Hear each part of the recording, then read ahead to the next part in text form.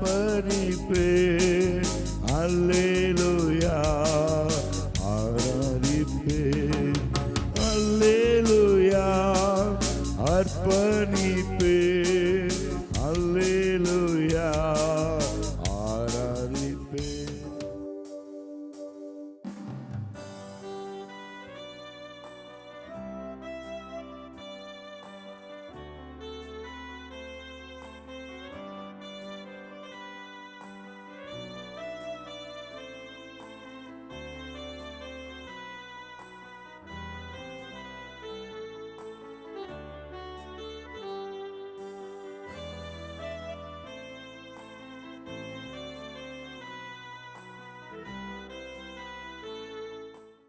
கர்த்தருடைய பரிசுத்த நாமம் மகிமைப்படுவதாக.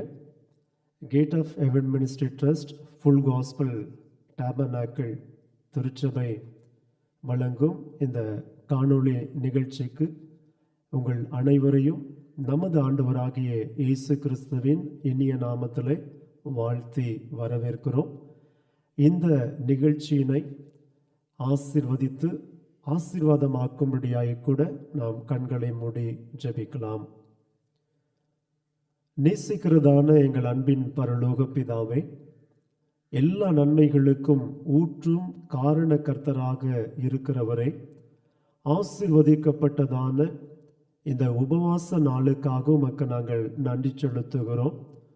உபவாச நாளை நியமியுங்கள் என்ற வார்த்தையின்படியே இந்த நாளிலே கூட நியமிக்கப்பட்டதான இந்த உபவாச கூட்டத்தை காணொளியில் எங்களோடு இணைந்து திருச்சபை குடும்பங்கள் ஜெபிக்கவும், உள்ளத்தின் ஆழத்திலிருந்து பாடி கீர்த்தனம் பண்ணவும், இந்த நாளிலே கூட எங்கள் தலைமை ஊழியரை மறைத்து, ஆவியானவரே சபைக்கு சொல்லுகிறதை காதுள்ளவன் கேட்க கடவன் என்ற வார்த்தையின்படியே ஆவியானவர் தாமே எங்கள் ஊழியக்காரரை கொண்டு திட்டமும் தெளிவுமாக இந்த நாளிலே பேசவிருக்கிற உடைய ஜீவனுள்ள வார்த்தைகளுக்காக உமக்கு நாங்கள் நன்றி செலுத்துகிறோம்.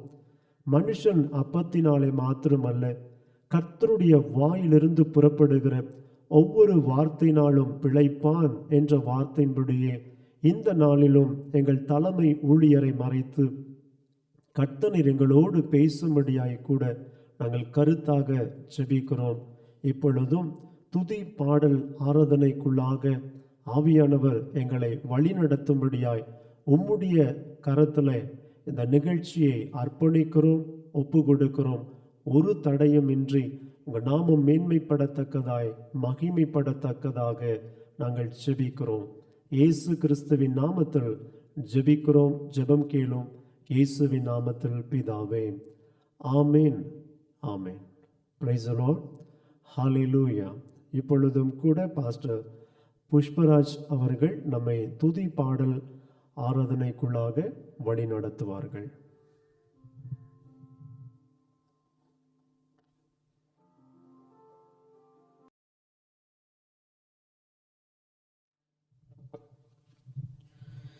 Thank you pastor. இப்பொழுதும் கூட சில பாடலை பாடி அப்பா நாமத்தை மகிமைப்படுத்தலாமா? ஹல்லேலூயா. விடுதலை நாயகன் வெற்றியை தருகிறார், எனக்குள்ளே இருக்கிறார், என்ன ஆனந்தம் என்று சொல்லி கூட பிரைஸ் காட். ஹல்லேலூயா. விடுதலை நாயகன் வெற்றியை தருகிறார், எனக்குள்ளே இருக்கிறார், என்ன ஆனந்தம். விடுதலை நாயகன் வெற்றியை தருகிறார், எனக்குள்ளே இருக்கிறார், என்ன ஆனந்தம். நான் பாடி பாடி மகிழ்வேன், தினமாடி ஆடி துதிப்பேன். நான் பாடி பாடி மகிழ்வேன், தினமாடி ஆடி துதிப்பேன். எங்கும் ஓடி ஓடி சொல்லுவேன், எங்கும் ஓடி ஓடி சொல்லுவேன், என் இயேசு ஜீவிக்கிறார், என் இயேசு ஜீவிக்கிறார்.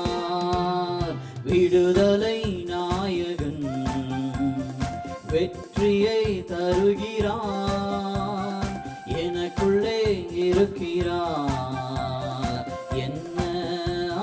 ஆனந்தம். தேடி ஓடி வந்தார், என்னை தேற்றி அணைத்துக் கொண்டார், என் பாவம் அனைத்தும் மன்னித்தார், புது மனிதனாக மாற்றினார் என்று சொல்லிக்கூட ஹல்லேலூயா. அப்பா பாடி மகிமைப்படுத்தலாமா?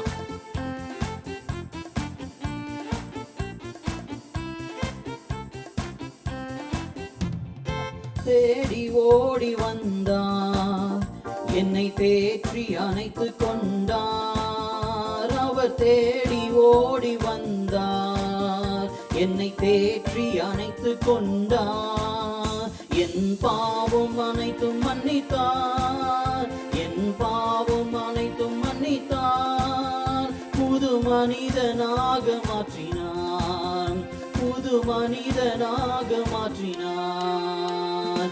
விடுதலை நாயகன் வெற்றியை தருகிறார், எனக்குள்ளே இருக்கின்றார், என்ன ஆனந்தம். அவர் அன்பின் அபிஷேகத்தால் என்னை நிரப்பி நடத்துகின்றார். சாத்தானின் வலிமையை வெல்ல அதிகாரம் நமக்கு தந்தார் என்று சொல்லி கூட praise God, hallelujah.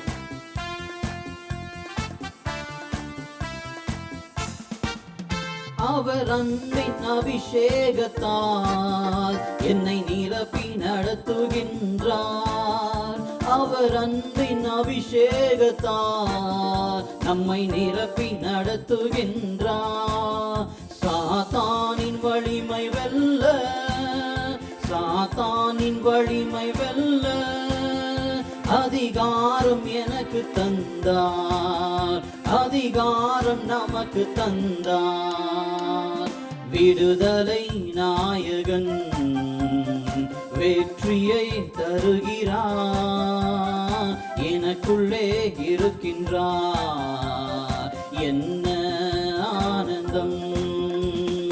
விடுதலை நாயகன் வெற்றியை தருகிறார், எனக்குள்ளே இருக்கின்றார், என்ன ஆனந்தம்.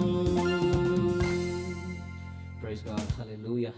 தொடர்ந்து கூட நம் இயேசு நல்லவர், அவர் ஒருபோதும் நம்மை கைவிடார் என்று சொல்லி கூட அடுத்த பாடலை பாடி அப்பா நாமத்தை மகிமைப்படுத்தலாமா? யோசிச்சு பாருங்க, 2.5 மாதம் முழுவதுமாய் எத்தனையோ போராட்டம், எத்தனையோ இருள் பாதைகள் இருந்த போதிலும் கர்த்தர் நம்மை கைவிடாதபடிக்கு நம்மோடு வெளிச்சமாய் இருந்து நன்மை செய்தவராய் கிருபை பாராட்டி நம்மை சுற்றிலுமாய் வேலி எடுத்து இம்மட்டுமாய் பாதுகாத்தாரே, அந்த நல்ல தேவனை பாடி கீர்த்தனம் பண்ணலாமா? Praise God, hallelujah. நம் இயேசு நல்லவர், ஒரு போதும் கைவிடார், ஒரு நாளும் விலகிடார். நம் இயேசு நல்லவர், ஒரு போதும் கைவிடார், ஒரு நாளும் விலகிடார். ஒன்று சேர்ந்து நாம் துதிப்போம், சாத்தானை மீதிப்போம், தேசத்தை சுதந்தரிப்போம். ஒன்று சேர்ந்து நாம் துதிப்போம், சாத்தானை மீதிப்போம், தேசத்தை சுதந்தரிப்போம். நம் இயேசு நல்லவர், ஒரு போதும் கைவிடா, ஒரு நாளும் விலகிடா. அதிசயமானவர், ஆறுதல் தந்தாரே, சர்வ வல்லவர், சமாதானம் தந்தாரே. இதுவரைக்கும் நன்றி இருந்த இருதயத்தோடு கூட அப்பாவை பாடி மகிமைப்படுத்தலாமா? அதிசயமானவர், ஆறுதல் தருகிறார். அதிசயமானவர், ஆறுதல் தருகிறார். சர்வ வல்லவர், சர்வ வல்லவர், சமாதானம் தருகிறார். உனக்கு சமாதானம் தருகிறார். ஒன்று சேர்ந்து நாம் துதிப்போம், சாத்தானை மீதிப்போம், தேசத்தை சுதந்தரிப்போம். ஒன்று சேர்ந்து நாம் துதிப்போம், சாத்தானை மீதிப்போம், தேசத்தை சுதந்தரிப்போம். நம் இயேசு நல்லவர், ஒரு போதும் கைவிடா, ஒரு நாளும் விலகிடா. கண்ணீரை காண்கின்றார், உன் கதறலை கேட்கின்றார், வேதனை அறிகின்றார். இன்றைக்கு உனக்கு விடுதலை தருகிறார். ஹல்லேலூயா. கண்ணீரை காண்கின்றார், கதறலை கேட்கிறார். கண்ணீரை காண்கின்றார், கதறலை கேட்கின்றார். வேதனை அருகிறார், உன் வேதனை அருகிறார். விடுதலை தருகிறார், இன்று விடுதலை தருகிறார்.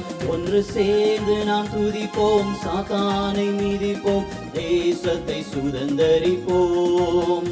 ஒன்று சேர்ந்து நாம் துதிப்போம், சாத்தானை மீதிப்போம், தேசத்தை சுதந்தரிப்போம். நம் இயேசு நல்லவர், ஒரு போதும் கைவிடா, ஒரு நாளும் விலகிடா. நொறுங்குண்ட நெஞ்சமே, நோக்கிடு இன்றைக்கு இயேசுவை, கூப்பிடு உண்மையா, உன் குறையெல்லாம் தேவன் நீக்குவார். ஹல்லேலூயா. விசுவாசத்துடன் கூட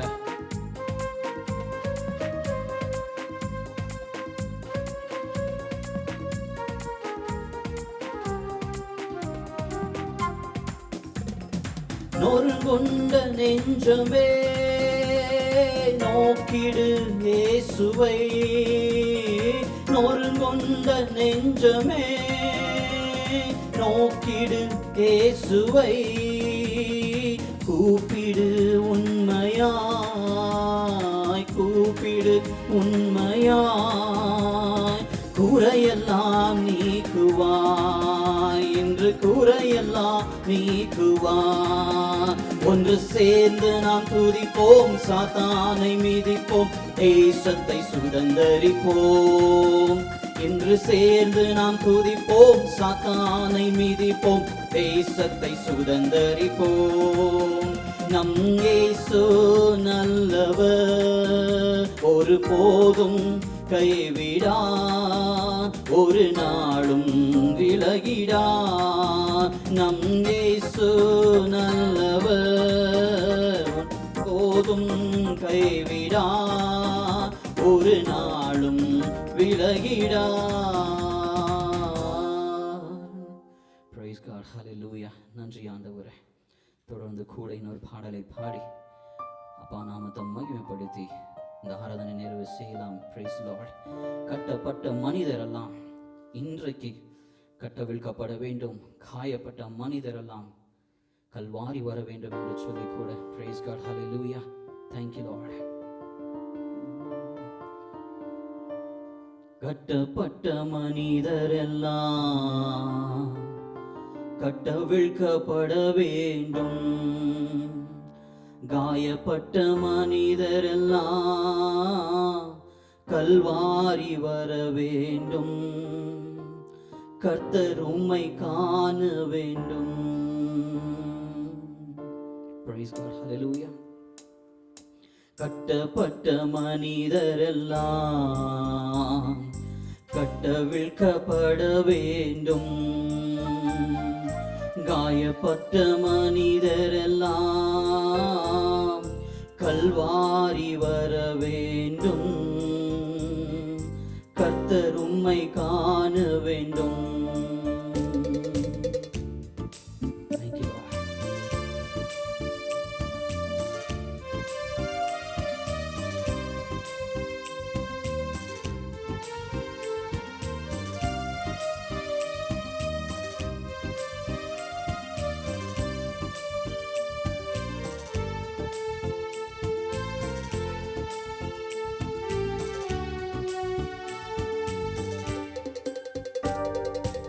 எழுப்புதல் தீ பரவற்றுமே, எங்கும் பற்றி எரியற்றுமே.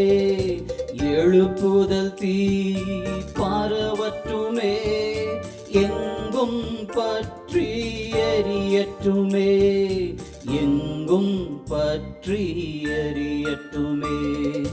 கட்டப்பட்ட மனிதர்களாம் கட்டவிழ்க்கப்பட வேண்டும், காயப்பட்ட மனிதரெல்லாம் கல்வாரி வர வேண்டும். கர்த்தர் உம்மை காண வேண்டும். அறியாமை இருள் நீங்கி அதிசய தேவனை இன்றைக்கு காண வேண்டும் என்று சொல்லிக்கூட நாங்கள் கண்கள் திறக்கப்பட்டவனமாயும் கூட கர்த்தரை காணட்டும் என்று சொல்லி ஒரு வாஞ்சியோடு கூட பாடலாமா?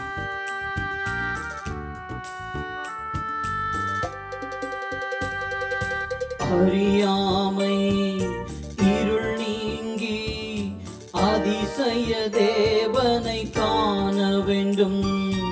அறியாமை இருள் நீங்கி அதிசய தேவனை காண வேண்டும்.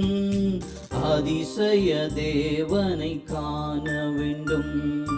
கட்டப்பட்ட மனிதரெல்லாம் கட்டவிழ்க்கப்பட வேண்டும். காயப்பட்ட மனிதரெல்லாம் கல்வாரி வர வேண்டும். கர்த்தர் உம்மை காண வேண்டும்.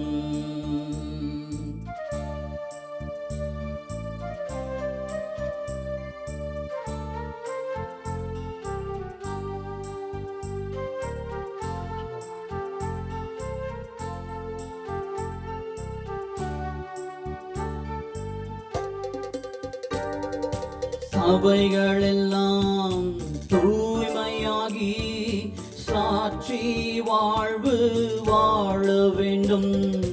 சபைகளெல்லாம் தூய்மையாகி சாட்சி வாழ்வு வாழ வேண்டும். சாட்சி வாழ்வு வாழ வேண்டும். கட்டப்பட்ட மனிதரெல்லாம்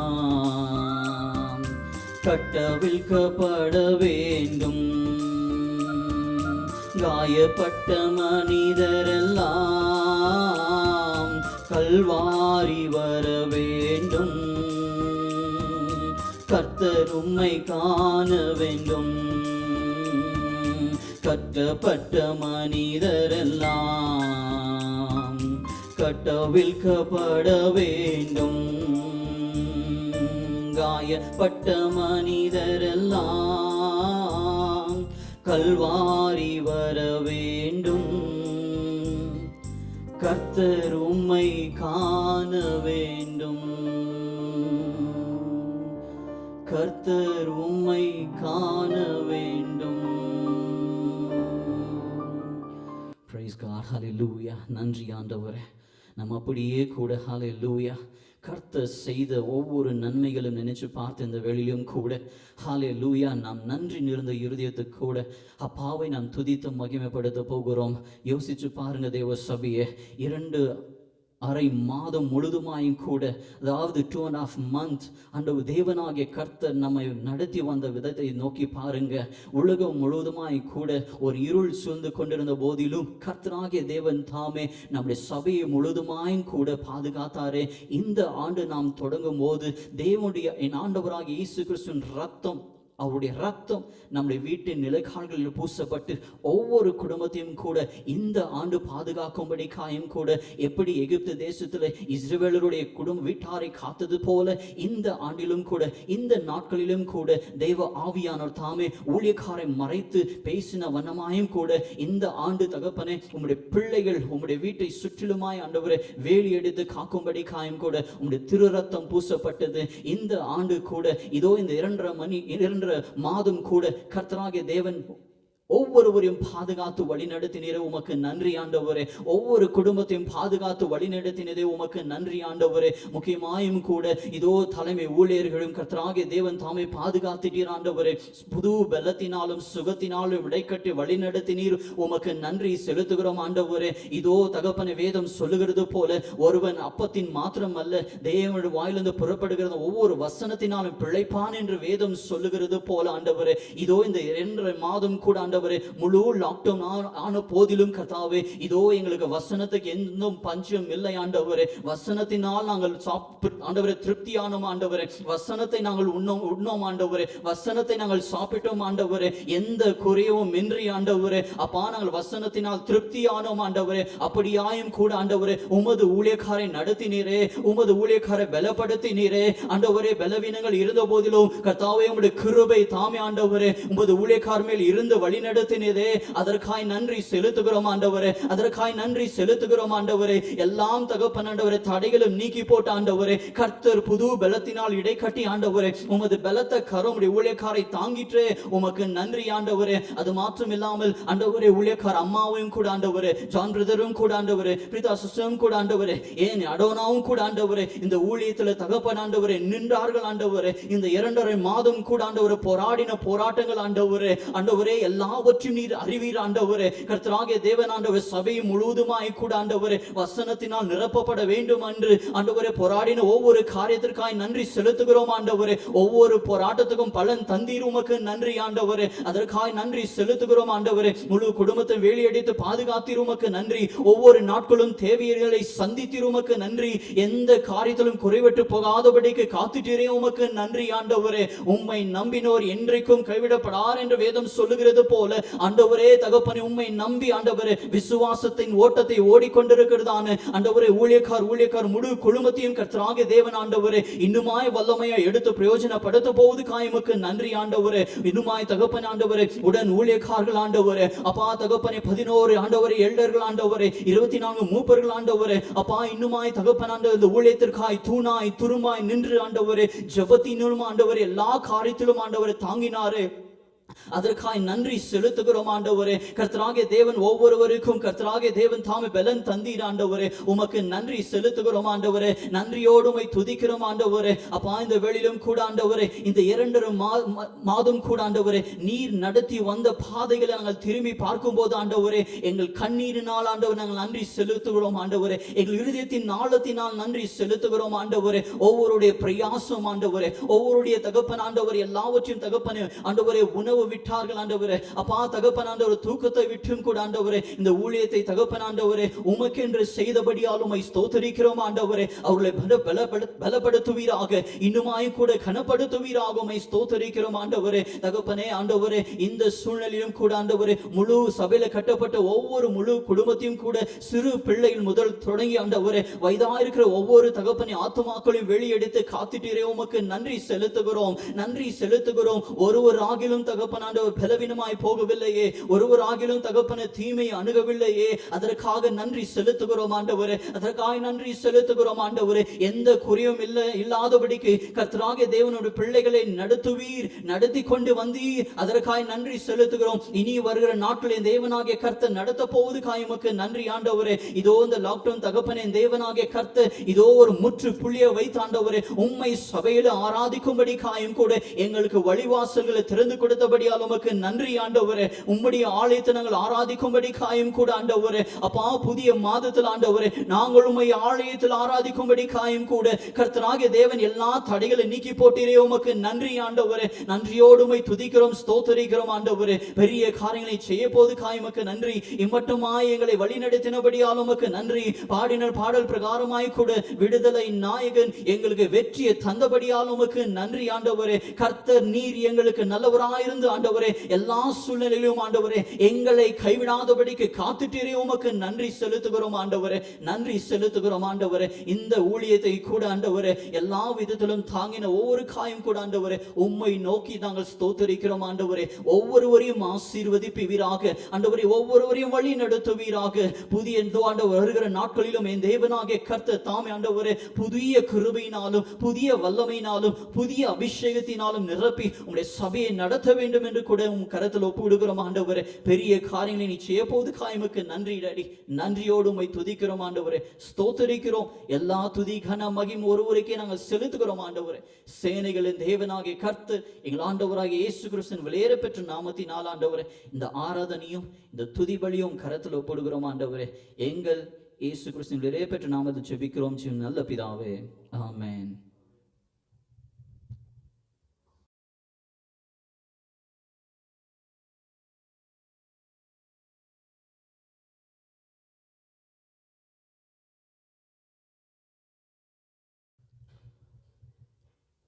தேங்க்யூ பாஸ்டர். தொடர்ந்து கூட நம்முடைய திருச்சபையினுடைய மூத்த ஊழியரும் தெய்வ மனிதருமாயிருக்கிற ரெவரண்ட் டாக்டர் ரவி டேனியல் ஐயா அவர்கள் இந்த நாளுக்குரிய செய்தியை கொண்டு வருகிறார்கள். தகுந்த ஆயத்தங்களோடும் ஜெபத்தோடும் காத்திருப்போம்.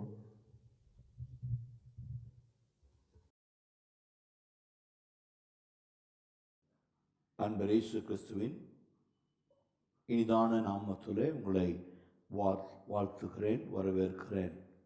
இந்த நாளிலும் உபவாச நேரத்திலே நாம் தேவனுடைய வார்த்தையை அறிந்து கொள்ளும்படியாய், அவருடைய வார்த்தையை நாம் இன்னும் சத்தியத்தில் நடந்து தேவன் நமக்கு நியமித்திருக்கிற ஓட்டத்தில் நாம் ஓடும்படிக்கு தேவன் நம்மை ஒன்று கூட செய்திருக்கிறார். அவருடைய பெரிதான இந்த இரக்கத்திற்காய், அவருடைய கிருபைக்காய், அவருடைய தயவுக்காய் நான் உள்ளத்தின் ஆழத்தில் இருந்து நான் அவரை துதிக்கிறேன், ஸ்தோத்தரிக்கிறேன். இந்த நாளிலும் நமக்கு தியானத்திற்கென்று எடுத்துக்கொள்ளப்பட்ட வேத பகுதி அது சங்கீதங்களின் புஸ்தகம் 68ஆம் அதிகாரம் 6வது வசனம். Psalms 68 verses 6. அதை நாம் வாசிக்க கேட்போம். சங்கீதம் 68 வசனம் 6. தேவன் தனிமையானவர்களுக்கு வீடு வாசல் ஏற்படுத்தி, தேவன் தனிமையானவர்களுக்கு வீடு வாசல் ஏற்படுத்தி கட்டுண்டவர்களை விடுதலையாக்குகிறார். கட்டுண்டவர்களை விடுதலையாக்குகிறார். துரோகிகளோ வறண்ட பூமியில் தங்குவார்கள். வறண்ட பூமியில் தங்குவார்கள். God sets the solitary in families. He brings out those who are bound into prosperity, but the rebellious dwell in the dry land. Rebellious again dwell in dry lands. இந்த வேத பகுதி நாம் பார்க்கிற பொழுது, David believes that defense of the defenseless is a motive for warfare. இந்த யுத்தமானது defence அப்படின்னா பாதுகாப்பு. Defence of the defenceless, பாதுகாப்பு அற்றவர்களுக்கு பாதுகாப்பை அளிக்கிறவர் நம் தேவன். அதைத்தான் நாம் பார்க்கிறோம். குடும்பங்கள், தனிமைப்படுத்தப்பட்டவர்கள், எளிமையாய் இருக்கிறவர்களை கர்த்தர் அவர்களை கொண்டு வந்து அவர்களுக்கென்று தேவன் நியமித்த சுதந்திரத்தில் அவர்களை ஜீவிக்க பண்ணுவார். அவர்களுக்கு வீடு வாசலை ஏற்படுத்துவார். அவர்களுக்கு ஆசையை பெருக பண்ணுவார். இந்த சங்கீதம் 68 1 தொடங்கி 35 வசனங்கள் இருக்கிறது. இதை தாவீது 4 பிரிவுகளாக இதை எழுதி வைத்திருக்கிறார். நாம் இங்கு பார்க்கிறோம். முதலாவது தாவீது எழுதுகிறது Book of Psalms 68 1 to 6. Our God is coming to us. நம்முடைய தேவன் நம்மிடத்திற்கு தீவிரித்து வருவார். இரண்டாவது 68:7-18, our God is marching before us. நமக்கு முன்பாக சேனைகளாய் அணி அணியாய் அணிவகுத்து நமக்கு முன்னால் தானே கடந்து போவார். மூன்றாவது 68:19-27, 68 19 தொடங்கி 27 வரை பார்க்கும் பொழுது, அவர் God is dwelling with us. அவர் நம் நடுவிலே வாசமாய் இருப்பார், நம்மோடு கூட வாசமாய் இருப்பார். அடுத்த பகுதி, நான்காவது பகுதி நாம் பார்க்கும் பொழுது, அவர் God receives universal tribute என்று நாம் பார்க்கிறோம். இந்த 4 பகுதியும் நாம் ஆராய்ந்து பார்க்கும் பொழுது, the psalm is a jubilant hymn of praise to Jehovah, in which the nation of Israel gives 4 expression of triumph through their God. 4 விதமான ஒரு எக்ஸ்பிரஷன் கொடுக்கிறது. நான் உங்களுக்கு விளக்கி சொன்னேன். அவர் God is coming to us. நம் தேவன் நம்மிடத்திற்கு கடந்து வருவார், தீவிரித்து வருவார். இப்போ என்னாகமம், நம்பர்ஸ் சாப்டர் 10 33-35, என்னாகமம் 10ஆம் அதிகாரம் 33 தொடங்கி 35 வரைக்கும் நாம் வாசிப்போமானால், இஸ்ரேல்ஸ் மார்ச்சிங் கிரை என்று எழுதப்பட்டிருக்கிறது. அவர்கள் அணி வகுத்து கொண்டே அழுது கொண்டே போகிறார்கள். வாசிக்கலாமா? என்னாகமம் 10ஆம் அதிகாரம் வசனங்கள் 33 தொடங்கி, அவர்கள் கர்த்தருடைய பர்வதத்தை விட்டு 3 நாள் பிரயாணம் போனார்கள். 3 நாள் பிரயாணமாய் போனார்கள். 3 நாள் பிரயாணத்திலும் கர்த்தருடைய உடன்படிக்கை பெட்டி அவர்களுக்கு இளைப்பாறும் ஸ்தலத்தை தேடி காட்டும்படிக்கு அவர்களுக்கு முன் சென்றது. அவர்கள் பாளையத்திலிருந்து பிரயாணம் போகிற பொழுது கர்த்தருடைய மேகம் பகலில் அவர்கள் மேல் தங்கியிருந்தது. பெட்டியானது புறப்படும் பொழுது மோசே கர்த்தாவே எழுந்தருளும், உம்முடைய சத்துருக்கள் சிதறடிக்கப்படுவார்களாக. உம்மை பகைக்கிறவர்கள் உமக்கு முன்பாக ஓடி போவார்களாக என்பான். பாருங்க, அணியாய் 3 நாட்கள் பிரயாணமாய் போகிற பொழுது கர்த்தர் மத்தியானத்தில் அவர்களோடு தங்கியிருந்தார். அப்பொழுது தேவனை பகைக்கிறவர்களும் அவருக்கு விரோதமாய் எழும்புகிறவர்களும் ஓடி போவார்கள், அழிந்து போவார்கள் என்று மோசே தன் நாவினால் சொல்லுகிறார். அப்போ whenever they set out on their journeys, the quotation is fitting because of the psalm pictures the Lord on the march. தேவனாகிய கர்த்தர் அணி வகுத்து செல்கிறார், அணியாய் நடத்தி கொண்டு போகிறார். on behalf of his people, தமது ஜனத்திற்கு பதிலாக தேவன் தம்முடைய மகா பெரிய சேனைகளை அணிவகுத்து கடந்து போகிறார். அப்போ our Lord is coming to us. நம் தேவன் நம்மோடு கூட வருவார். Let God arise. David begins his psalm with a marching cry of Moses and then follows it with several other ancient battle hymns. அதுபோல rides on the clouds, something that was ascribed to heathen gods is instead ascribed to God. Yah is a short form of Yahweh, the covenant name of God. Yahweh, Yah, Y-A-H, Yah. அப்போ இதை நீங்கள் 5வது வசனத்தை பார்க்கும் பொழுது, a father of fatherless, defender of widows, is God in his holy habitation.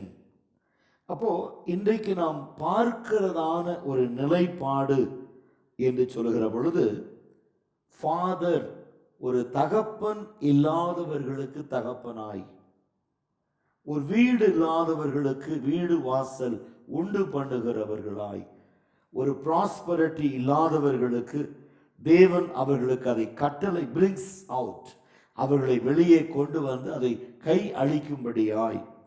அப்போ இது தேவனுடைய பிள்ளைகளுக்கு தேவனாகிய கர்த்தர் காண்பிக்கிறதான ஒரு பெரிய தயவாய் நாம் பார்க்கிறோம், இரக்கமாய் பார்க்கிறோம். அப்போ நம்ம எப்படிப்பட்ட சூழ்நிலைகளிலே நாம் வாழ்ந்து கொண்டிருக்கிறோம் அல்லது வாழ்கிறோம் என்று பார்க்கிற பொழுது சில காரியங்களை பார்க்கிறோம். இங்கே ஃபாதர் என்கிற வார்த்தை, நாம் father to of the fatherless என்று சொல்லுகிற பொழுது, ஃபாதர் என்கிற வார்த்தை ஆப், ஏபி என்கிற வார்த்தை, அவருடைய expansion AHV, father, forefather, producer of a certain things. A very simple word, ab, is supposed to be one of the first words a baby can speak.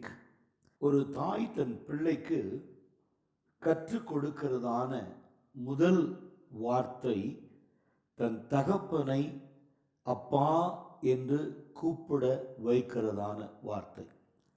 ஒரு குழந்தை தன் தகப்பனை அப்பா என்று கூப்பிடுகிற பொழுது எவ்வளவு மகிழ்ச்சி அந்த தகப்பன் அடைகிறாரோ, அதே மகிழ்ச்சி நாம் தேவனை அப்பா பிதாவே என்று கூப்பிடுகிற பொழுது தேவனும் நம்முடைய வாயின் வார்த்தைகளை கேட்டு மிகுந்த சந்தோஷமும் மகிழ்ச்சியும் அடைவார். காரணம், நாங்கள் பார்க்கிறோம், the Aramic form of Ab is Abba. Aramicல Ab, AB என்கிற வார்த்தை, Ab என்கிற வார்த்தை is Abba, which has become common in modern Hebrew as a word Israeli children use for daddy. Jesus applied this toddler's word to his divine father. Mark 14ஆம் அதிகாரம் 36ஆம் வசனத்தை நாம் திருப்பிக் கொள்வோம். மார்க் 14:36. மார்க்கு 14ஆம் அதிகாரம் 36ஆம் வசனம். அப்பா பிதாவே, அப்பா பிதாவே, எல்லாம் உம்மாலே கூடும், எல்லாம் உம்மாலே கூடும், இந்த பாத்திரத்தை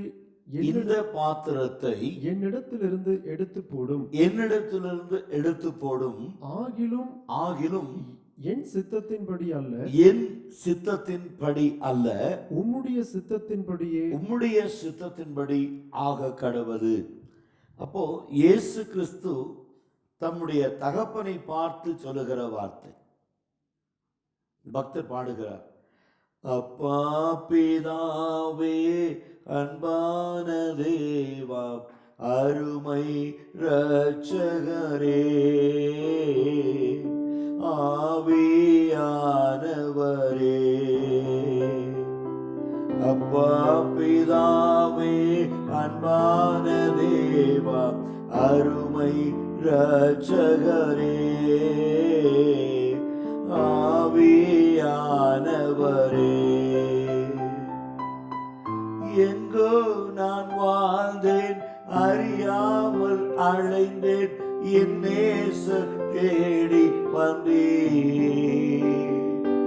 எங்கோ நான் வாழ்ந்தேன் அறியாமல் அழைந்தேன் என் நேசர் தேடி வந்தேன். நெஞ்சார அனைத்து முத்தங்கள் கொடுத்து நிழலாய் மாறிவிட்டேன். நெஞ்சார அனைத்து முத்தங்கள் கொடுத்து நிழலாய் மாறிவிட்டேன். நன்றி உமக்கு நன்றி, நன்றி உமக்கு நன்றி. அப்பா பிதாவே அன்பான தேவா அருமை இரட்சகரே ஆவியானவரே.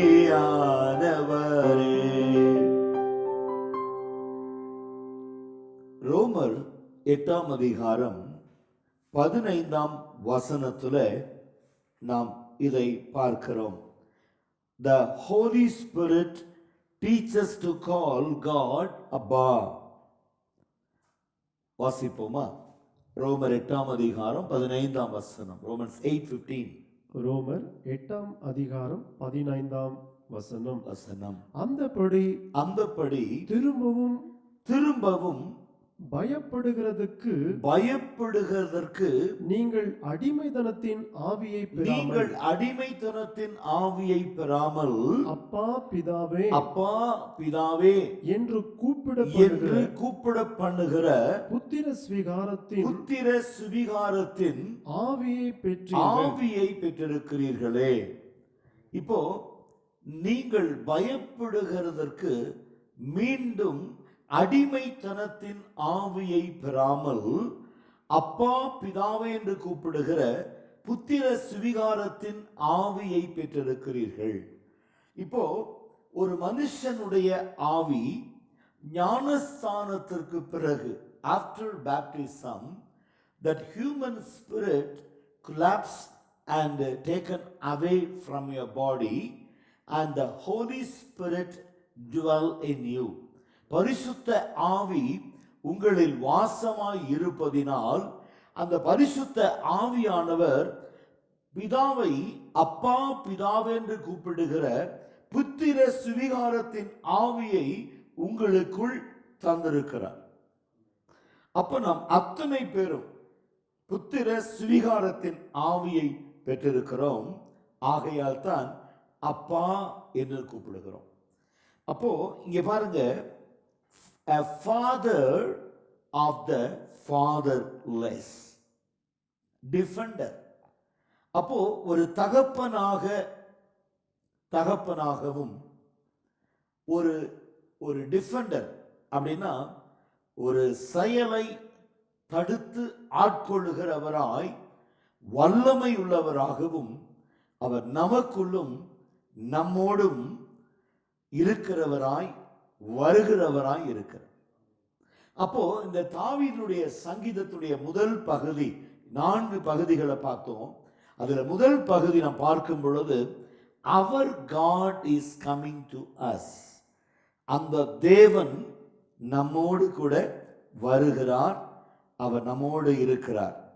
இப்போ இங்கே பார்க்கும் பொழுது ab is found in many compound names in the Bible. For example, Abraham, father of a multitude. அநேகம் பிள்ளைகளுக்கு, ஒரு பெரிய திரளான ஜாதிகளுக்கு ஆபிரகாம் தகப்பனாய் இருக்கிறான்.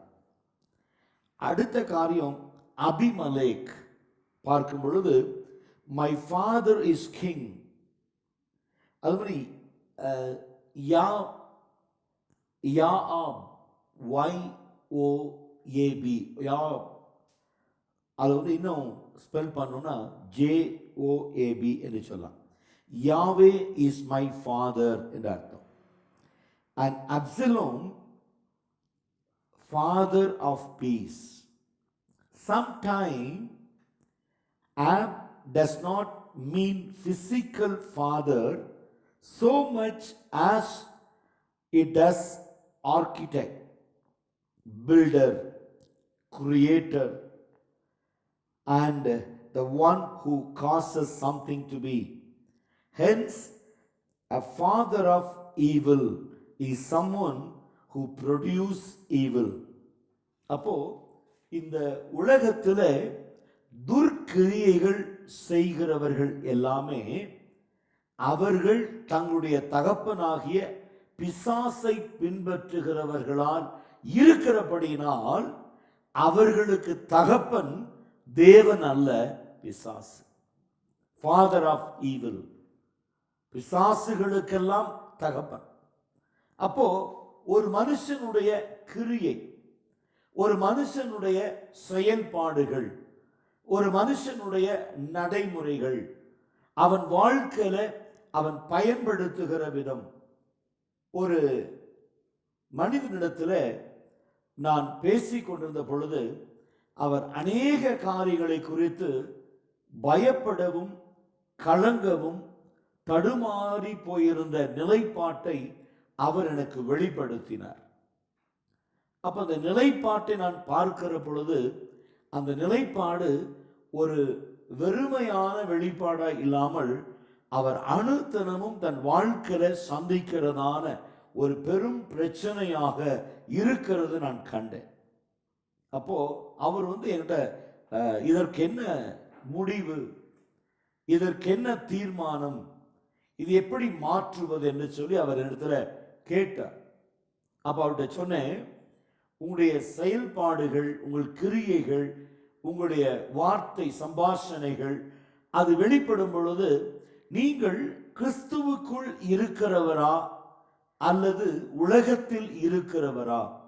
ஒருவன் கிறிஸ்துவுக்குள் இருந்தால் அவன் புது சிருஷ்டியாக இருக்கிறான், பழையவைகள் எல்லாம் ஒழிந்தன, எல்லாம் புதிதாயின என்று பார்க்கிறோம்.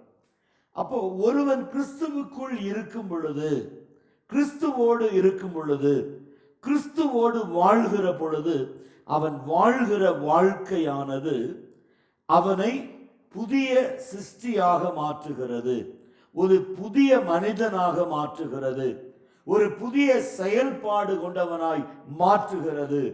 அப்போ ஒரு மனுஷனுடைய ரட்சிப்பு என்பது ஒரு வெறும் எழுத்தாய் வார்த்தையாய் இல்லை, அது செயல்படுகிற விதத்தை வைத்துதான் அவர்கள் ரட்சிப்பை சுதந்திரித்திருக்கிறார்களா, ரட்சிப்பை பெற்றிருக்கிறார்களா, ரட்சிப்பு அவர்களுக்குள்ளே கிரியை செய்கிறதா என்கிற நிலைப்பாட்டை நாம் பார்க்கிறோம். This is often the people pronounce about the salvation of the every individual person accepting the salvation from God. Those who accepting the salvation from God, their attitude and mind says, and the word pronounce God often all the time. But people, those who hears that words made them comfort and also pleasant and beautiful to hear, such as words as those who pronounce, those who accepting the salvation of God. But today, many of them pronounce the words full of lie. பொய்யின் வார்த்தைகள், பொய்யாலே நிரம்பி இருக்கிற வார்த்தைகள். அப்ப இவங்க பரிசுத்த ஆவியின் அபிஷேகம் பெற்றவர்களா? இவர்கள் எந்த ஆவியினாலே பிரசங்கிக்கிறார்கள், எந்த ஆவியினாலே தங்களை இணைத்துக் கொள்ளுகிறார்கள், எந்த ஆவியினாலே நடத்தப்படுகிறார்கள்? இவர்கள் பேசுகிற வசனமும் பிரசங்கிக்கிற வார்த்தைகளுக்கும் இவர்கள் பெற்ற ரட்சிப்பிற்கும் கொஞ்சம் கூட சம்பந்தம் இல்லை என்கிற நிலைப்பாட்டிற்குள் பொதுவாக சபைகளில் ஜனங்கள் வருகிறது நாம் பார்க்கிறோம்.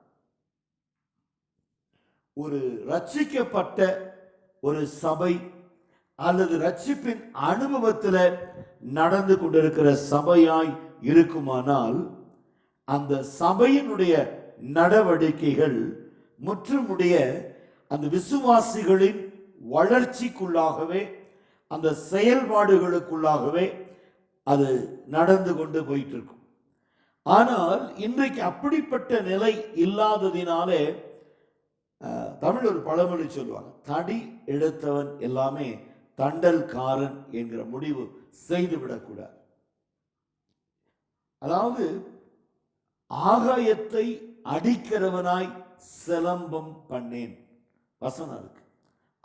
நீ உங்க கையில் இருக்கிற எவ்வளவு உயரமான ஒரு கோலாக இருந்தாலும் தடியாக இருந்தாலும் அது உங்கள் நிலையில் இருந்து வானத்தை அடிக்கிற அளவுக்கு ஆகாயத்தை அடிக்கிற உயரத்திற்கு அந்த தடி இருக்காது, இருக்க முடியாது. அப்போ இவர்கள் சம்பாஷணை எப்படி இருக்கும்னா ஆகாயத்தை அடிக்கிறவர்களாய் சிலம்பம் பண்ணுவார்கள். அதான் வசனம் சொல்லுது. அப்ப இவருடைய நடக்கை எப்படி இருக்குன்னா இவர்கள் தங்களை வஞ்சித்து தாங்கள் பிரசங்கிக்கிற ஒரு வார்த்தையினாலே அநேகரை வஞ்சித்து இவர்கள் அறியாத இன்னொரு கிறிஸ்துவை தாங்கள் அறியாமலே பிரசங்கித்துக் கொண்டிருக்கிறார்கள். அவர்கள் கேட்கிறவர்களும் பிரசங்கிக்கிறவர்களும் பிசாசை தங்களுக்கு தகப்பனாய் வைத்துக் கொள்ளுகிறவர்கள். அதைத்தான் பார்க்கிறோம். Father of evil is someone who produce evil. பிசாசனுடைய கிரியைகளை நடப்பிக்கிறவர்கள். அப்போ நீ கற்று தேர்ந்த விதத்தை எண்ணி பார்க்க வேண்டும். What you learned, what you understand through the message past many years. It is not a business. It is not your own efforts, but Paul said, this is from Christ.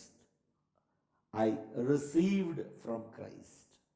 இது கிறிஸ்து இயேசு எனக்கு அளித்த ஊழியம் என்று பவுல் ரெக்கார்ட் பண்றார். அப்போ இங்க பாருங்க, Jesus describe Satan as the father of lies. பிசாசு என்பவன் அவன் பொய்க்கு பிதாவாக இருக்கிறான். இந்த பொய்க்கு பிதாவாக இருக்கிற பிசாசினாலே உண்டானவர்கள் அதைத்தான் வெளிப்படுத்துவார்கள். Jesus described Satan as the father of lies. Ab is creator and producer. As applied to the Lord Jesus Christ, who is Abi-Ad, the everlasting Father. Abi-Ad. அப்போ ABI-AD, Abi-Ad, the everlasting Father, or more literally the Father of eternity, நித்திய பிதா. நாம் ஏசாயா 9ஆம் அதிகாரம் 6ஆம் வசனத்துல நாம் இதை வாசிப்போமானால் இந்த வசனம் நமக்கு நித்திய பிதா என்கிற வார்த்தையை நமக்கு கொடுக்கிறது. நித்திய பிதா என்று சொன்னால் நாம் ஏற்றுக்கொண்ட சமயத்திலிருந்து நாம் இந்த உலகத்தை விட்டு கடந்து போகிற வரைக்கும் நித்திய நித்திய நித்திய காலமாய் நமக்கு தகப்பனாய் இருக்கிறவர், நம்மை நடத்துகிறவர், நம்மை போஷிக்கிறவர், நம்மை உணர்த்துகிறவர், நம்மை ஆட்கொண்டு வழி நடத்துகிறவர், நமக்கு ஆலோசனை கொடுக்கிறவர். அப்ப அதுதான் தேவனுடைய நாமங்களிலே விலையேற பெற்ற ஒரு உயர்ந்த நாமத்தை தான் நித்திய பிதா என்று சொல்லுகிறோம். நித்திய பிதா. இப்ப நித்தியம் என்று சொன்னால் சர்வ நாட்களுக்கும் அழியாததுதான் நித்தியம். Eternity, eternity, father of eternity. அப்போ சர்வ காலமும் சகல காலமும் என்கிற வார்த்தை நாம் இங்கு உச்சரிக்கப்படுகிறதை நாம் இங்கு பார்க்கிறோம். அப்போ இந்த வசனத்தை நாம் எப்படி புரிந்து கொள்ள முடியும் என்று சொன்னால், he fights their battles, leads them into the land of their inheritance, and takes up residence in the sanctuary of Mount Zion. Zion மலையிலே அவர்கள் குடியிருப்பை ஏற்படுத்துவார். உறுதியான நிலையான ஸ்தலத்தில். The enemies of Israel are blown away like smoke. இஸ்ரவேலுக்கு விரோதமாய் எழும்பி இருக்கிற சத்துருக்கள் எல்லாம் ஒரு புகையை போல blown away, அவர் புகையை போல சிதறுண்டு களைக்கப்பட்டு போவார்கள். சங்கீதம் 37:20 எடுத்து வாசிங்க. உன் சத்துருக்கள் ஒரு நாள் புகையை போல காணாமல் போக போகிறார்கள். வாசிங்க. சங்கீதம் 37:20. துன்மார்க்கரோ அழிந்து போவார்கள். கர்த்தருடைய சத்துருக்கள் ஆட்டுக்குட்டிகளின் நினத்தை போல் புகைந்து போவார்கள். ஆட்டுக்குட்டியின் நினத்தை போல புகைந்து போவார்கள். அவர்கள் புகையாய் புகைந்து போவார்கள். ஒரு ஸ்மோக் பாருங்க, இதுதான் blown away like smoke. ஒரு புகை எழும்புதுன்னா, ஒரு காற்று வேகமா அடிக்குமானால் அந்த புகை இருந்த இடம் தெரியாமல், தோன்றின இடம் தெரியாமல் அப்படியே மறைஞ்சு போயிடும். இப்போ சமீபத்தில் பாகிஸ்தான் கராச்சி பகுதியில் ஒரு விமானம் தரை இறங்குகிற பொழுது தடுமாறி குடியிருப்பு பகுதியில் அது லேண்ட் ஆயிடுச்சு. அது கிட்டத்தட்ட ஒரு 90 பேர் மரித்து போனார்கள். விமானத்தில் வந்தவர்கள் 90 பேர். அந்த விமானம் கீழே விழுந்து வெடித்து சிதறியது. அந்த பாகங்கள் எல்லாம் தூக்கி எறியப்பட்டுச்சு. வெறும் ஒரு பயங்கர புகை. சரி, அந்த புகை அப்படியே இருக்குமா அப்படின்னா, சரி, அடுத்த நாளில் அதற்கான தீவிரமாய் மீட்பு பணி நடக்குது. இப்போ விமானத்தில் வந்தவங்க எவ்வளோ பேர்னு கண்டுபிடிச்சிட்டாங்க. இப்போ விழுந்த பொழுது அந்த வீட்டில் இருந்தவர்களும் அந்த தெருவில் நடந்து போனவர்களும் அங்கே இருக்கிறவர்களும் எத்தனை பேர் மரித்து போனார்கள் என்கிற கணக்கு வரல. இப்போ அதெல்லாம் கிளியர் பண்ணி யார் இருக்கா, யார் காணாமல் போனா அப்படின்னு மீட்பு பணிக்காக ஃபயர் சர்வீஸும் மற்ற மெடிக்கல் சர்வீஸும் எல்லாம் அங்கே துரிதமாய் ஓடுகிறார்கள், தீவிரமாய் ஓடுகிறார்கள், போலீஸ் ஃபோர்ஸ் எல்லாம். இப்போ அங்கே போகும்போது அந்த விழுந்த இடத்துல இருக்கிற புகையை பார்த்து போயிட்டாங்க.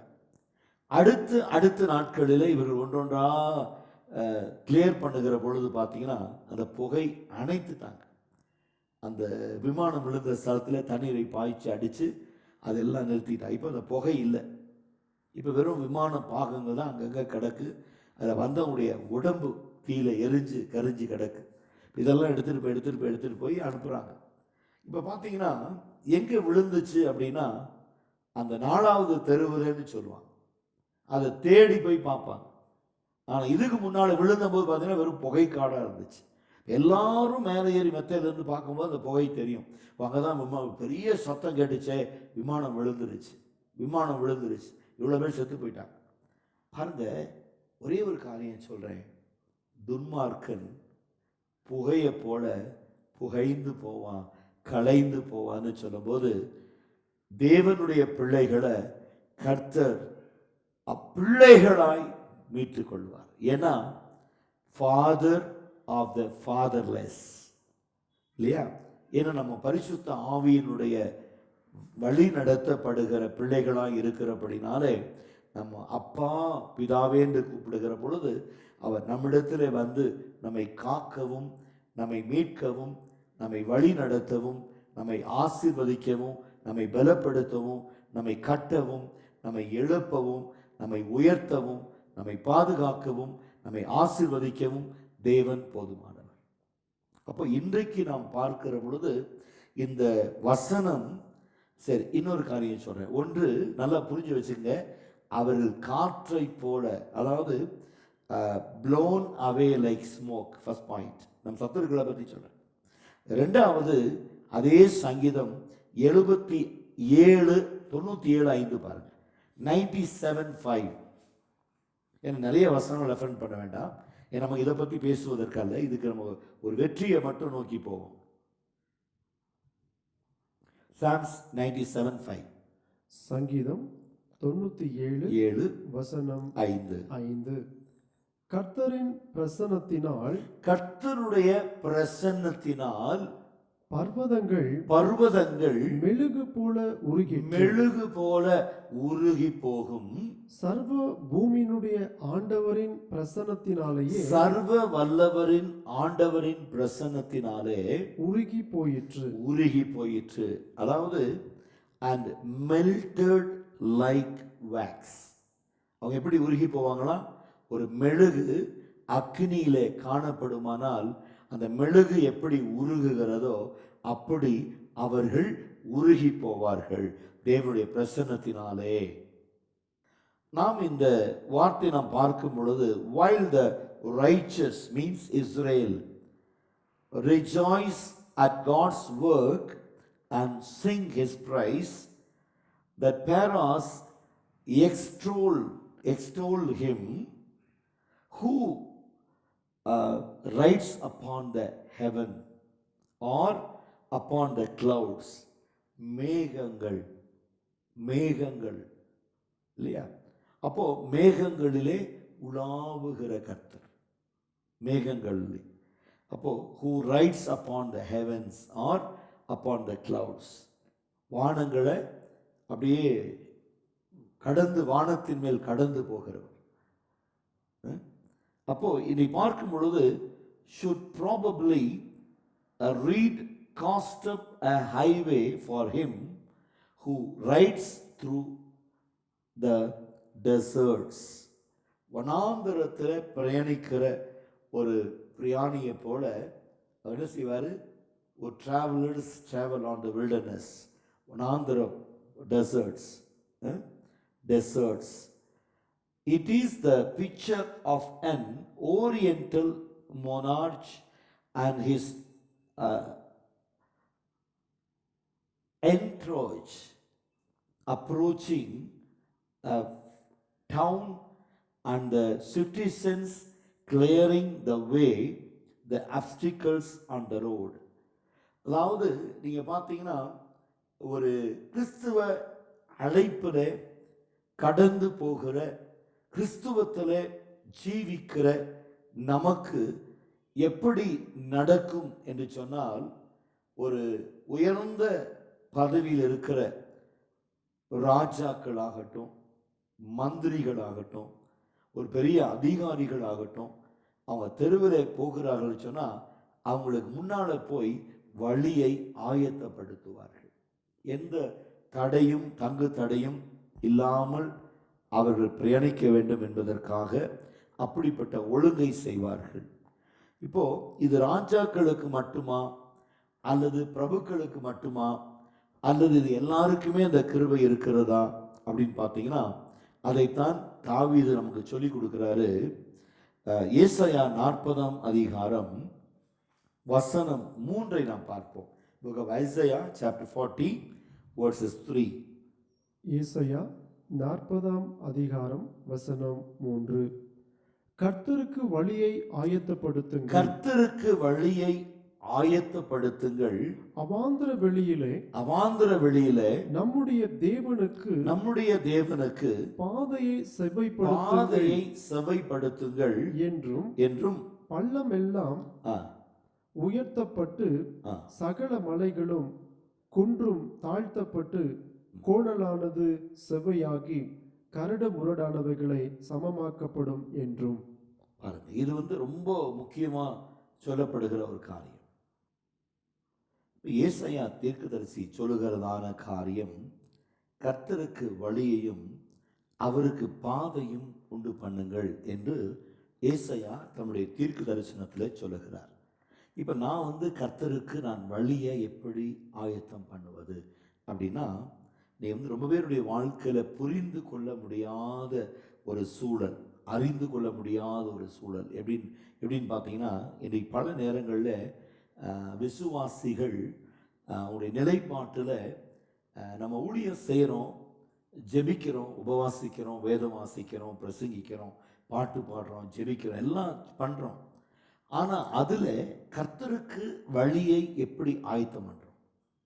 How come we make a way for God? தேவனுக்கு பாதையை எப்போ நம்ம உண்டு பண்ணுகிறோம் அப்படிங்கிற ஒரு கேள்வி அநேகருக்கு இருக்கு. இப்போ நீங்கள் பார்த்தீங்கன்னா, யோவான் ஸ்நானகன் என்று சொல்கிற பொழுது இயேசுவுக்கு வழியை ஆயத்தம் பண்ணும்படிக்கு முன் அனுப்பப்பட்டவர் தான் யோவான் ஸ்நானகன். ஏசப்பாவுக்கு வழியை எப்படிப்பட்ட வழியை ஆயத்தப்படுத்தினார் அப்படின்னா, அவர் அங்கே ஞானஸ்தானம், யோர்தானில் ஞானஸ்தானம் கொடுக்கிறாரு. இப்போ யோவானை விட சிறியின் வயிற்றில் பிறந்தவங்களில் மேன்மையானவங்க யாருமே இல்லை. இப்போ இயேசுவுக்கு ஞானஸ்தானம் கொடுத்தவர் யோவான் ஸ்நானகன். இப்போ நீங்கள் பார்த்தீங்கன்னா, இயேசு ஞானஸ்தானம் எடுத்து கரை ஏறின பிறகு வானத்திலிருந்து ஒரு சத்தம் உண்டாகி, இவர் என்னுடைய நேசகுமாரன், நான் இவரில் பிரியமாயிருக்கிறேன் என்கிற சத்தம் உண்டாகிறது. பரிசுத்த ஆவியானவர் புறாவை போல அவர் மேல் நிழலிடுகிறார். இப்ப நீங்க பார்த்தீங்கன்னா, இவர் ஞானஸ்தானம் கொடுக்கிறார் என்று சொல்கிற பொழுது கிறிஸ்துவுக்கான ஊழியத்தின் வழியை உண்டு பண்ணுகிறார். அப்போ தன்னை யோவான் ஸ்நானகன் ஒரு பரிசுத்தமாக தன்னை வைத்துக் கொள்ளுகிற பொழுது, ஒரு பரிசுத்தமாக தன்னை நிலை நிறுத்தி கொள்ளுகிற பொழுது, தன்னை ஆயத்தப்படுத்தி கொள்ளுகிற பொழுது, இவைகளை நீங்க பார்க்கணும். அப்போ இந்த நிலைப்பாடு என்பது அல்லது இந்த வழிமுறைகள் என்று சொல்வது, யோவான் ஸ்நானகன் ஒரு நல்ல ஜீவியத்தை அவன் ஜீவித்ததினாலே அவன் தேவனிடத்திலும் மனிதர்களிடத்திலும் ஒரு சாட்சி பெற்றவனாய் தன் ஊழியத்தை செய்கிறான். அதனால தான் யோவான் ஸ்நானகன் யாருக்கும் பயப்படாதவனாய் துணிகரமாய் தன்னுடைய வெளிப்பாடுகளை, தீர்க்க தரிசனத்தை வெளிப்படுத்துகிறவனாய், தேவன் தனக்கு சொல்லுகிறதை வெளிப்படையாய் பேசுகிறவனாய் யோவான் ஸ்நானகன் காணப்படுகிறார். இன்றைக்கு நீங்கள் இதை கவனிப்பீர்களானால், நான் ஒரே ஒரு காரியம் சொல்றேன். கர்த்தருக்கு வழியை ஆயத்தம் பண்ணுங்கள் என்கிற வார்த்தை உங்களுக்கு புதியதும் புரியாததுமாய் இருக்குமானால், நீங்கள் செய்ய வேண்டியதை ஒரு தலைமை போதகரிடத்தில் நீங்கள் வந்து கேட்கிற பொழுது அந்த ஆயத்தத்தை எப்படி செய்ய வேண்டும் என்பதை அந்த தேவ மனிதர் உங்களுக்கு கற்றுக் கொடுப்பார். என்னிடத்தில் வரும்பொழுது நான் கற்றுக் கொடுப்பேன். இப்போ நல்லா கவனிங்க. இப்போ நம்முடைய ஜெப ஜீவியம், அது பரிசுத்த வாழ்க்கை, ஊழியம் என்று சொல்கிற பொழுது நமக்கு ஒரு பாதையை ஏற்படுத்தி கொள்வதல்ல. நல்லா கவனிங்க. ஒரே ஒரு காரியம் சொல்றேன். இன்னைக்கு நம்முடைய நம்பிக்கை என்ன அப்படின்னு பார்த்தீங்கன்னா, ஒரு பிரைம் மினிஸ்டர் வராரு அப்படின்னா அந்த ரோடெல்லாம் பழுது பார்க்கப்பட்டு அவர் எந்தெந்த இடத்துக்கு வருகிறாரோ அந்த இடம் வரைக்கும் அவங்க எல்லாத்தையும் சுத்தம் பண்ணி, அந்த பில்டிங்கெல்லாம் பெயிண்ட் அடித்து, அது குடிசைகள் இருக்குமானால் அவைகளெல்லாம் எடுத்து களைஞ்சி போட்டு அந்த இடத்த அவங்க என்ன பண்ணுவாங்க, மேன்மையும் ஒரு மகத்துவமாய் பண்ணி வச்சு, லைட்டெல்லாம் போட்டு பேனர்லாம் வச்சு அவரை அவருடைய இருதயத்தை குளிர்விக்க பண்ணுவாங்க, குளிர்ந்து போக பண்ணுவாங்க.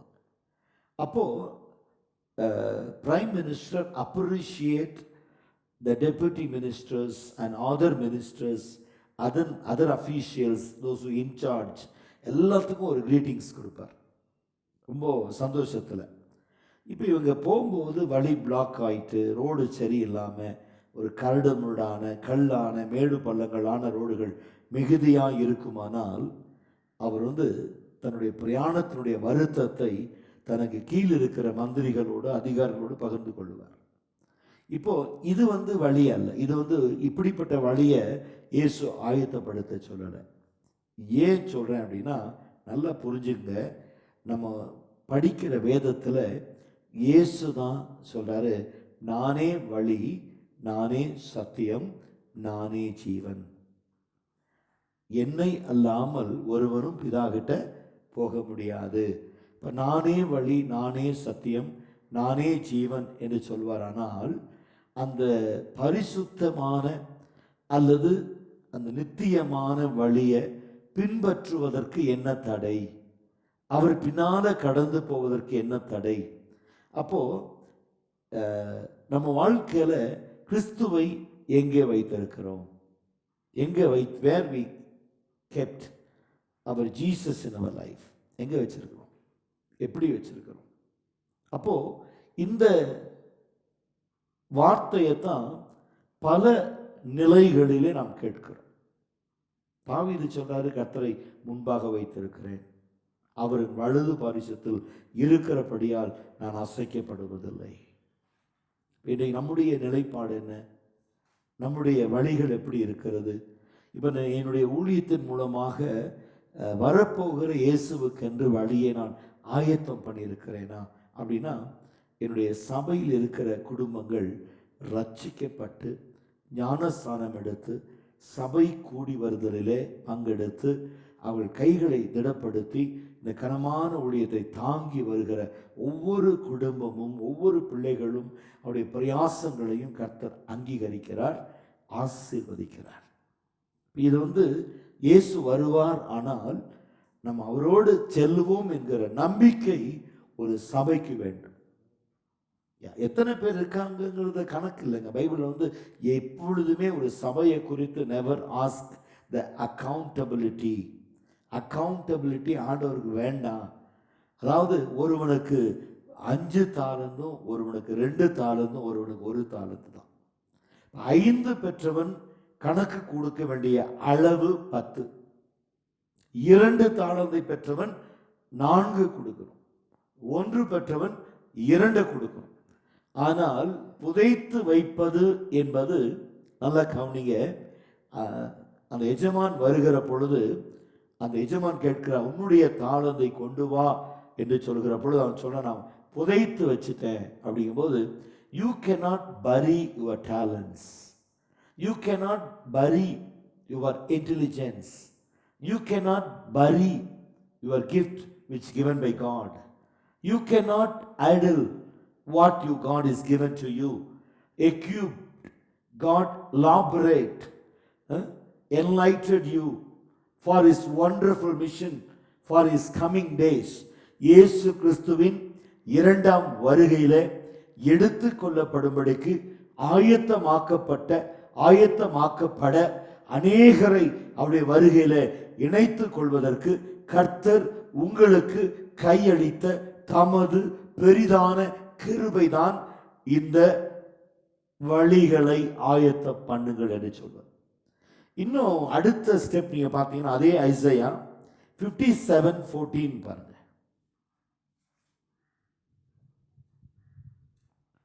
57:14 ஏசாயா 57ஆம் அதிகாரம் 14ஆம் வசனம்.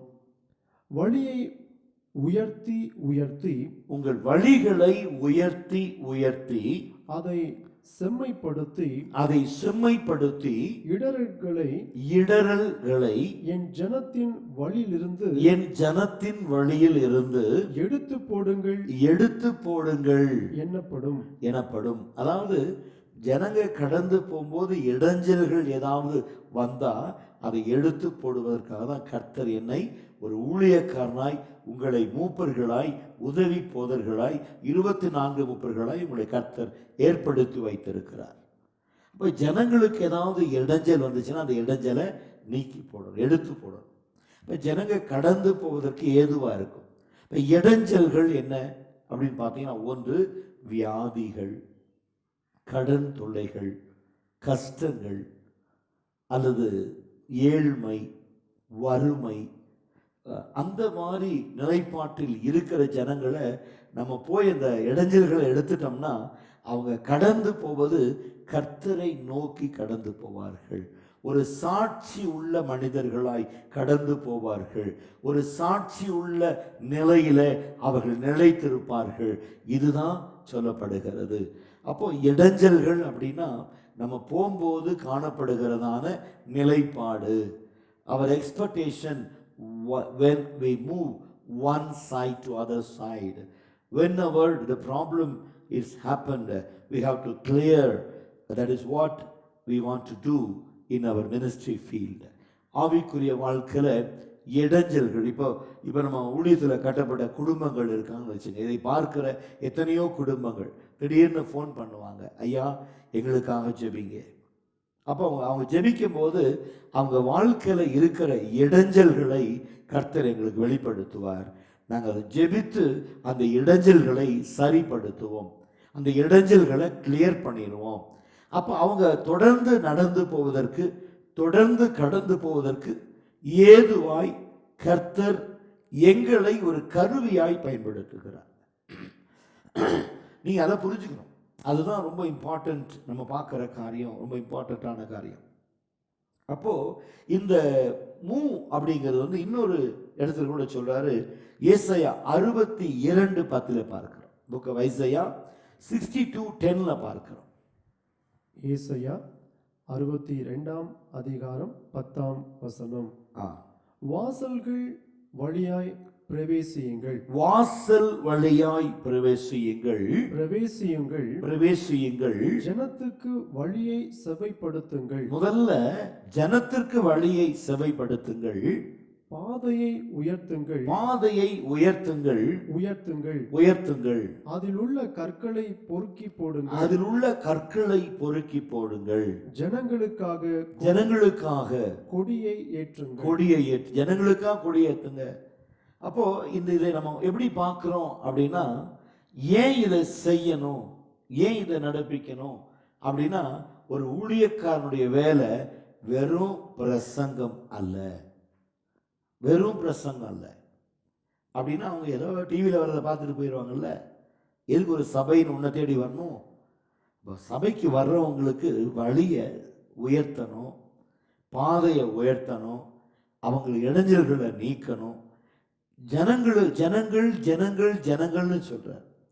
சபையில் இருக்கிற விசுவாசிகளுக்கு நீ செய்ய வேண்டிய பிரகாரம் நீ காரியங்களை செய்ய வேண்டும் என்று ஆவியானவர் ஒரு சபையினுடைய போதகருக்கு அல்லது தீர்க்கதரிசிக்கு தேவன் வெளிப்படுத்துகிறார். இப்ப நீங்க பார்த்தீங்கன்னா என்ன தேவை என்று நாம் தேவன் உணர்த்துவார். அதை உடனே கீழ்ப்படிந்து அதை ஜனங்களுக்கு செய்யணும். அதுதான் கர்த்தர் எதிர்பார்க்கிற காரியம். நீங்க நினைச்சிருக்கீங்க வழியை ஆயத்தப்படுத்துங்கன்னா நம்ம போற வழியிலலாம் ஆளுகளை நிற்க வச்சுக்கிறதுக்கு இல்லை. புரியுதா உங்களுக்கு? அப்போ அது டிராஃபிக் போலீஸ் போயிடலாமே ரோடை சரி பண்ணுறதுக்கு. அது நம்ம டிராஃபிக் போலீஸ் இல்லை. நம்ம வேலை என்னன்னா ஜனங்களுடைய வழியில் இருக்கிற இடைஞ்சல்களை எடுக்கணும். அவங்க நடந்து போகிற பாதையில் இருக்கிற கற்களை பொறுக்கணும். அப்போ அவங்க தடை இல்லாமல், இடையூறு இல்லாமல் கர்த்தருடைய சமூகத்திற்கு கடந்து போக, கர்த்தருடைய சமூகத்திற்கு கடந்து வர, தேவ ராஜ்யத்திற்கு கடந்து போக நம்ம அவங்களுக்கு வழி ஏற்படுத்தி கொடுக்கணும். இப்போ ஒருத்தர் வராங்கன்னு சொன்னால் நம்ம என்ன செய்யணும்? ஸ்டேஷன்லேருந்து அவங்கள கூட்டிகிட்டு வரோம். இப்போ ஸ்டேஷன்லேருந்து அவங்கள கூட்டிகிட்டு வரும்போது நீங்கள் அட்ரஸ் கொடுக்கணும்னு அவசியம் இல்லை, உங்கள் ஃபோன் நம்பரை கொடுக்கணும்னு அவசியம் இல்லை. நீங்கள் இந்த வழியாக தான் போகிறோம், இந்த வழியாக தான் வரோன்னு சொல்ல வேண்டிய கட்டாயமும் இல்லை. அவங்க உங்களை நம்பி ஏறி உட்காந்துடுறாங்க. நீங்கள் போகும்பொழுது அவங்கள எங்கே போய் சேர்க்கணுமோ கரெக்டாக அங்கே போய் சேர்த்தணும். இதுதான் ஒரு method. those are coming from one place to another place, one area into another area, one destination to other destination. If the people traveling, if you want to pick up them, they never least bother about the address of the place or food or anything. They least bother, because you pick up them and drop them into the proper and perfect place. சரியான நிலையான உறுதியான இடத்துல அவளை பாதுகாப்பாக வைப்பீங்கிற நம்பிக்கையில் தான் அந்த ஜனங்க வராங்க. அப்போது உங்களுக்குள்ள வெளிப்பாடுகளும் ஆவியின் வரங்களும் ஆவியின் வல்லமையும் தீர்க்க தரிசனமும் உங்களுக்கு ஒரு போதக தன்மையும் உங்களுக்குள்ள இருக்கணும். இப்போ வந்து யூ ஹாவ் டு ப்ரீச்சர் அப்படிங்கிற வார்த்தை வந்து it is easy to preach, but teaching அப்படிங்கிறது until you learn something you cannot preach or you cannot teach. Your preaching must be a teaching to make you many people, அநேகரை உருவாக்கணும். அதுதான் பிரசங்கம், அதுதான் போதனை என்று பார்க்கிறோம். ஓகே, இப்போ நம்ம வந்து இயேசு கிறிஸ்து பாருங்க, நீங்கள் போய் சகல ஜாதிகளை சீசராக்கி பிதா குமாரன் பரிசுத்த ஆவியின் நாமத்தினாலே அவர்களுக்கு ஞானஸ்நானம் கொடுத்து நான் உங்களுக்கு கற்றுக் கொடுத்ததை அவர்கள் கை கொள்ளும்படியாய் நீங்கள் அவர்களுக்கு பிரசங்கம் பண்ணுங்கன்னு சொல்ல, உபதேசம் பண்ணுங்கன்னு சொல்றார். அப்போ இவர்களுக்கு இதை உபதேசிக்கிற பொழுது அவர்கள் பிரசங்கிகளாய் மாறுவார்கள், அவர்கள் பிரீச்சரா மாறுவாங்க. அதுல வந்து பாருங்க, யூ டீச் தெம் என்று இருக்கு, இங்கிலீஷ் பைபிளில் டீச் தெம் என்று இருக்கு. அப்போ அவர்களுக்கு நீங்கள் கற்றுக் கொடுங்கள் என்று இருக்கு. அப்போ கற்றுக் கொடுத்தா அவங்களும் பேசுவாங்க. இப்போ நீ சகல ஜாதிகளையும் சீசராக்கு, எல்லாரையும் சீசராக்கி அவங்களுக்கு கற்றுக் கொடுங்கிறார். இப்போ கற்றுக் கொடுத்துட்டோம்னா என் வேலை ரொம்ப மிச்சம். அப்போ அதைத்தான் சொல்றார், அவங்க கற்றுக் கொடுத்து சபைக்கு கூட்டிகிட்டு வருவாங்க. இப்போ நம்ம எளிதில் அவங்கள ஒரு எல்கேஜி லெவலுக்கு வைக்காம அடுத்த லெவல் அவங்களுக்கு போதித்து அவங்க கடந்து போக வேண்டிய சூழ்நிலைகளை, கடந்து போக வேண்டிய பாதைகளை நம்ம ஏற்படுத்தி கொடுக்கலாம் பாருங்க. அதனால இந்த உபதேசமானது திட்டமும் தெளிவுமாய் நமக்கு கற்றுக் கொடுக்கப்படுகிறது. இதே நீங்க மத்தேயு 3ஆம் அதிகாரம், மேத்யூ சாப்டர் 3 1 to 3 எடுத்து பாருங்க. மத்தேயு 3ஆம் அதிகாரம் 1 தொடங்கி 3 வரைக்கும் பாருங்க. மத்தேயு 3ஆம் அதிகாரம் வசனங்கள் 1 தொடங்கி. அந்நாட்களில் யோவான் ஸ்நானன், அந்த நாட்களில் யோவான் ஸ்நானகன் யூதேயாவின் வனாந்தரத்தில் வந்து, யூதேயாவின் வனாந்தரத்திற்கு வந்து மனம் திரும்புங்கள், மனம் திரும்புங்கள், பரலோக ராஜ்யம் பரலோக ராஜ்யம் சமீபித்திருக்கிறது என்று பிரசங்கம் பண்ணினார். பிரசங்கம் பண்ணுகிறான். கர்த்தருக்கு வழியை ஆயத்தப்படுத்துங்கள், கர்த்தருக்கு வழியை ஆயத்தப்படுத்துங்கள், அவருக்கு பாதைகளை செவைப்படுத்துங்கள், அவருக்கு பாதையை செவைப்படுத்துங்கள் என்று வனாந்தரத்திலே என்று கூப்பிடுகிறவனுடைய சத்தம் சத்தம் உண்டென்று ஏசாயா தீர்க்கதரிசியினால், ஏசாயா தீர்க்கதரிசியினால் சொல்லப்பட்டவன் இவனே, சொல்லப்பட்ட மனிதர் இவர்தான். புரியுதா உங்களுக்கு? இதைத்தான் நான் உங்களுக்கு ஒன்னொன்னா சொன்னேன்.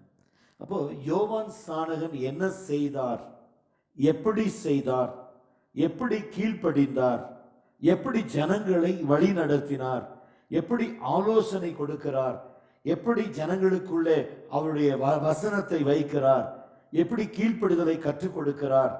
அப்போ யோவான் ஸ்நானகன் பார்த்தீங்கன்னா அற்புதங்களையே செய்யலை.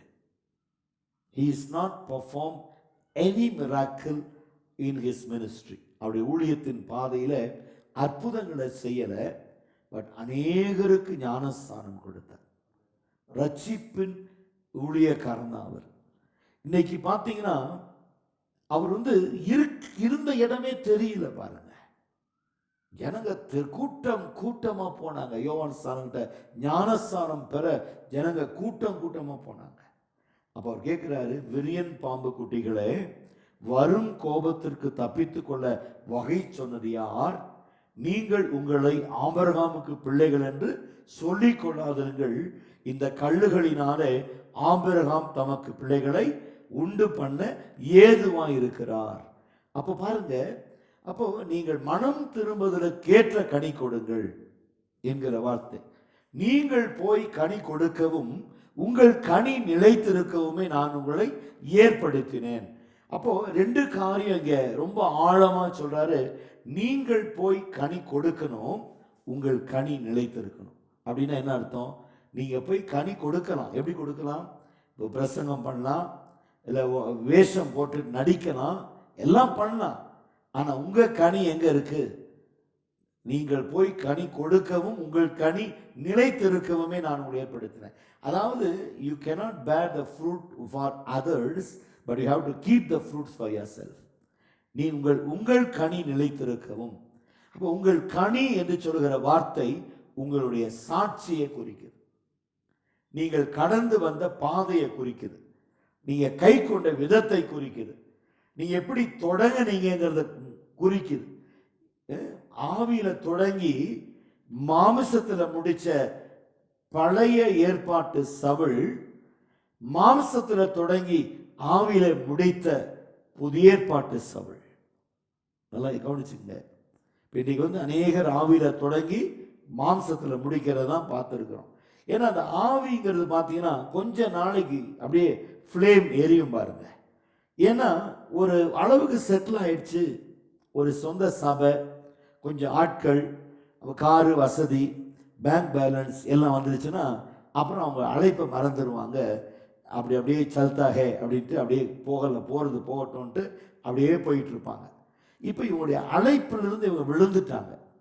இவங்ககிட்ட கனி இல்லை, சாட்சிங்கிற கனி இல்லை. இவங்க போய் எப்படி கனி கொடுப்பாங்க?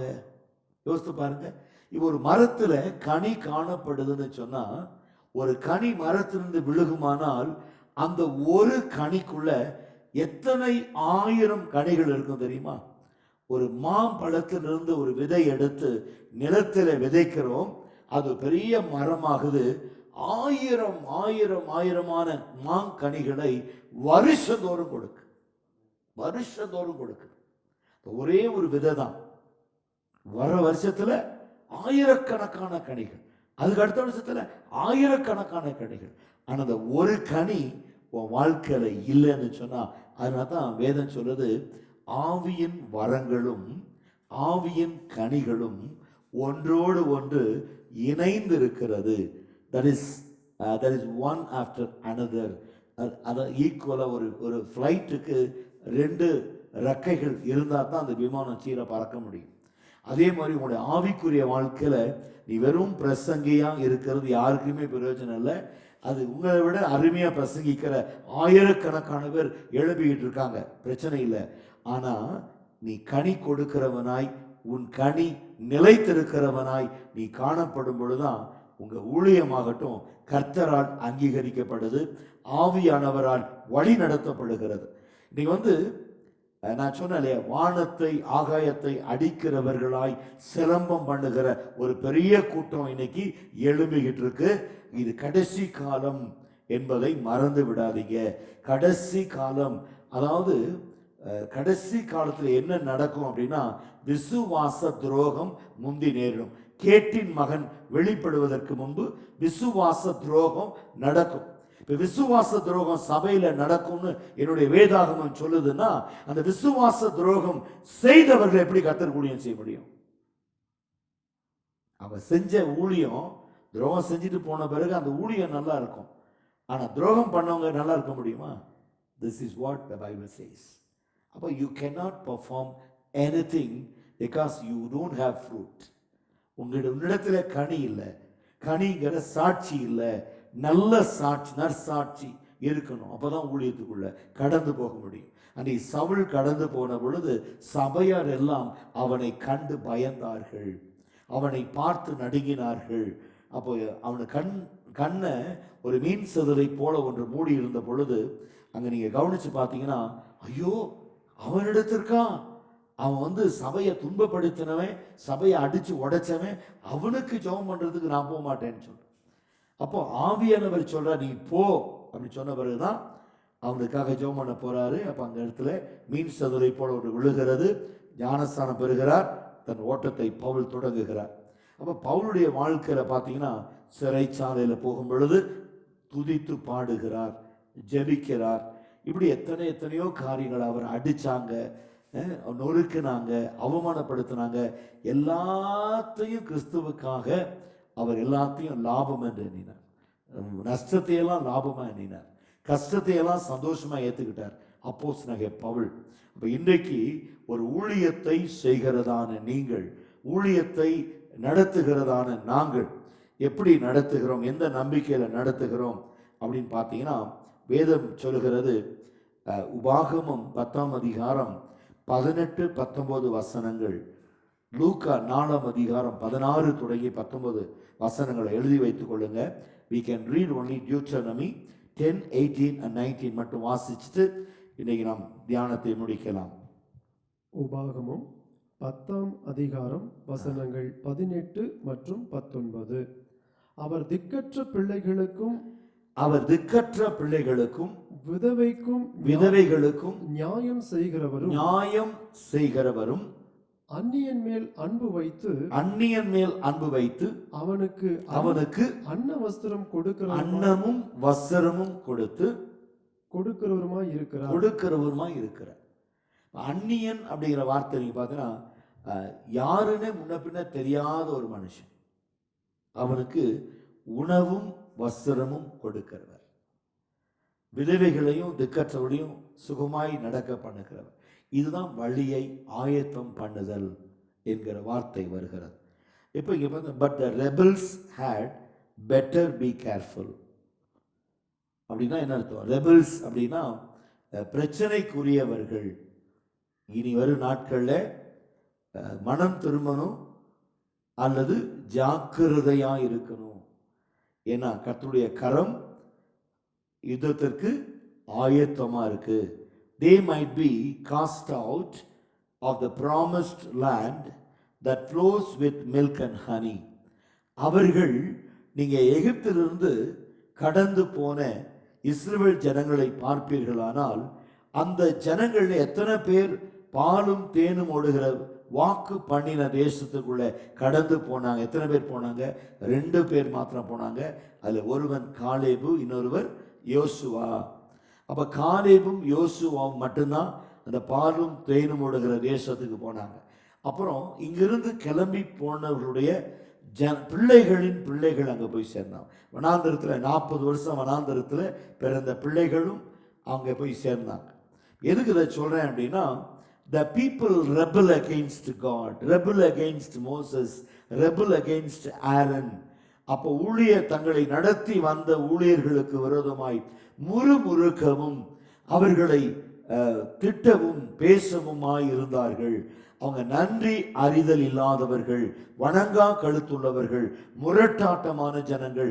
இவர்கள் தங்களை கெடுத்து கொண்டதும் அல்லாமல் மற்றவர்கள் சாவதற்கு இவர்கள் காரணமாய் இருந்தார்கள் என்பதில் எந்த சந்தேகமும் இல்லை. அதனால தான் they might be cast out of the promised land. வாக்கு தத்தம் பண்ணப்பட்ட தேசத்திலிருந்து அவர்களை கர்த்தர் விரட்டி அடிப்பார். அப்போ நீங்க எப்படி இருக்கணும் அப்படிங்கிறது மிக முக்கியமான ஒரு காரியம். அப்போ தேவனாகிய கர்த்தர் நமக்கு கொடுக்கிறதான, கை அளிக்கிறதான கிருபை, தேவன் நமக்கு கற்றுக் கொடுக்கிறதான காரியம். Okay, he fights their battles, lead them into the land of their inheritance and take up residence in the sanctuary on Mount Zion. சீயோனிலே வாசமா இருக்கும்படி கர்த்தர் செய்வார். இப்போ நம்ம அந்த கடைசியா அந்த 68 வசனத்தை நம்ம வாசிச்சு முடிக்கலாம். God sets the solidarity in families. He brings out those who are bound into prosperity, but the rebellious dwell in a dry land. காய்ந்த பூமியில, வறண்ட பூமியில, தண்ணீர் இல்லாத பூமியில, கல்லும் முள்ளும் குறுக்கும் முளைப்பிக்கிற ஒரு பூமியில அவர்கள் சஞ்சரிப்பார்கள். கர்த்தர் தமது ஜனத்தை வீடு இல்லாதவர்களுக்கு வீட்டையும், ஆசீர்வாதம் இல்லாதவர்களுக்கு ஆசீர்வாதத்தையும், சந்தானம் இல்லாதவர்களுக்கு சந்தானத்தையும் கர்த்தர் மன மகிழ்ச்சியாய், திருப்தியாய், தெளிந்த ஆசீர்வாதத்தோட கர்த்தர் அவர்களை வழி நடத்துவார். அவர்களை கர்த்தர் ஆசீர்வதிப்பார். இப்பொழுதும் தேவனாகிய கர்த்தர் உங்களை ஆசீர்வதித்து, கேட்ட வசனத்தின்படி உங்கள் வாழ்க்கையில வீடு வசதி இல்லையா, உணவு இல்லையா, குடிக்க தண்ணீர் இல்லையா, கர்த்தர் சொல்றாரு, அப்படிப்பட்ட நீ தான் கர்த்தருக்கு வேணும். ஒன்றும் இல்லை ஆண்டவரே, அடுத்த வேலை என்ன செய்வோன்னு தெரியல, என்னுடைய நிலைமை படு மோசமா இருக்கு, வேலை இல்லை, வேலை போயிடுச்சு, எனக்கு இன்னும் குழந்தை இல்லை, இன்னும் எனக்கு திருமணம் ஆகலை, இன்னும் எனக்கு வாழ்க்கையில வசதி இல்லை, ஒரு சொந்த வீடு இல்லை, ஒரு நல்ல இன்கம், ரெகுலர் இன்கம் இல்லை, இப்படி எத்தனையோ கடன் தொல்லையில் இருக்கிற உன்னையும் கர்த்தர் நினைவு கூறுவார். உன்னை ஆசீர்வதிப்பார், உன்னை பலப்படுத்துவார், உன்னை தாங்கி நடத்துவார். நீ ஜெயம் பெறுவாய். கர்த்தர் உன்னை எல்லா ஜாதிகளுக்கு மேலாக உன்னை ஆசீர்வதித்து, உன்னை மேன்மையும் மகத்துவத்திலும் உன்னை கர்த்தர் வழி நடத்தி செல்வார். இயேசு தாமே உங்களோடு இருந்து உங்களை ஆதரித்து, உங்களை பலப்படுத்தி வழி நடத்துவாராக. ஆமென். God bless you. Praise the Lord.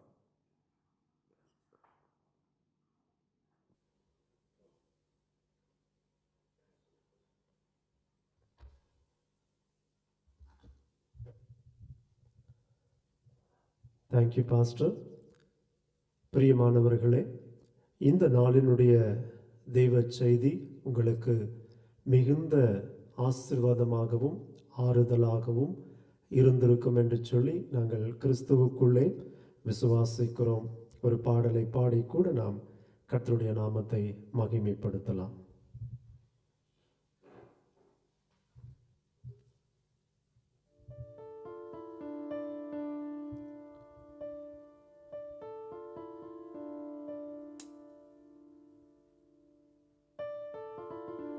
திக்கற்ற பிள்ளைகளுக்கு சகாய நீரே அல்லவோ, ஆதரவற்ற எனக்கு பக்கபலம் நீரே அல்லவோ.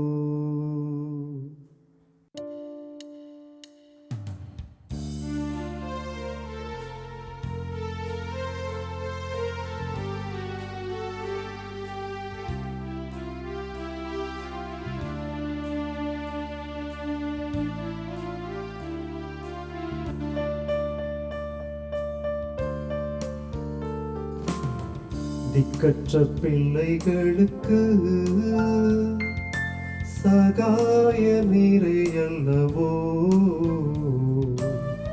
எக்காலம் துணையவர்க்கு நிற்பவரும் நீரே அல்லவோ. தனிமையான எனக்கு சகாய நீரே அல்லவோ, ஆதரவற்ற எனக்கு பக்கபலம் நீரே அல்லவோ. ஆதரவற்ற எனக்கு பக்கபலம் நீரே அல்லவோ.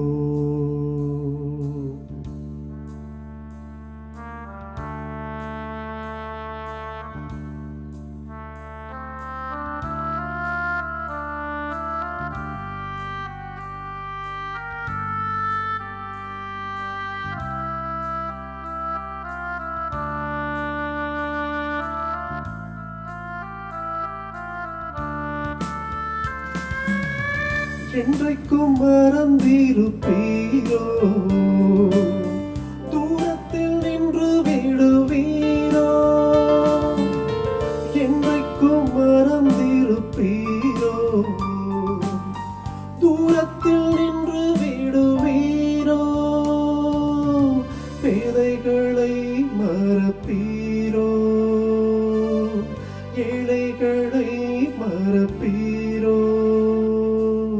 இயேசுவே மனம் இறங்கும், இயேசுவே மனம் இறங்கும். திக்கற்ற பிள்ளைகளுக்கு சகாய நீரே அல்லவோ, எக்காலம் துணையவர்க்கு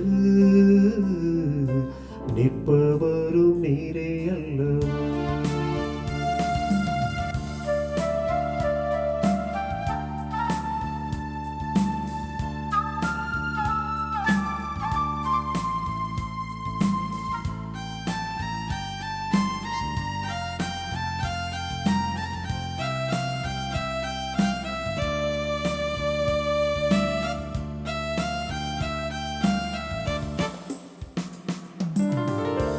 என்னை மறந்தாலோ நீர் என்னை மறப்பதில்லை, தாய் என்னை மறந்தாலோ நீர் என்னை மறப்பதில்லை. ஏழையின் ஜெபம் கேளும், ஏழையின் ஜெபம் கேளும், இயேசுவை மனம் இறங்கும், இயேசுவை மனம் இறங்கும். திக்கற்ற பிள்ளைகளுக்கு சகாய நீரை அல்லவோ, இக்காலம் துணையவர்க்கு நிற்பவரும் நீரை அல்லவோ. தனிமையான எனக்கு சகாய நீரே அல்லவோ, ஆதரவற்ற எனக்கு பக்கபலம் நீரே அல்லவோ, ஆதரவற்ற எனக்கு பக்கபலம் நீரே அல்லவோ.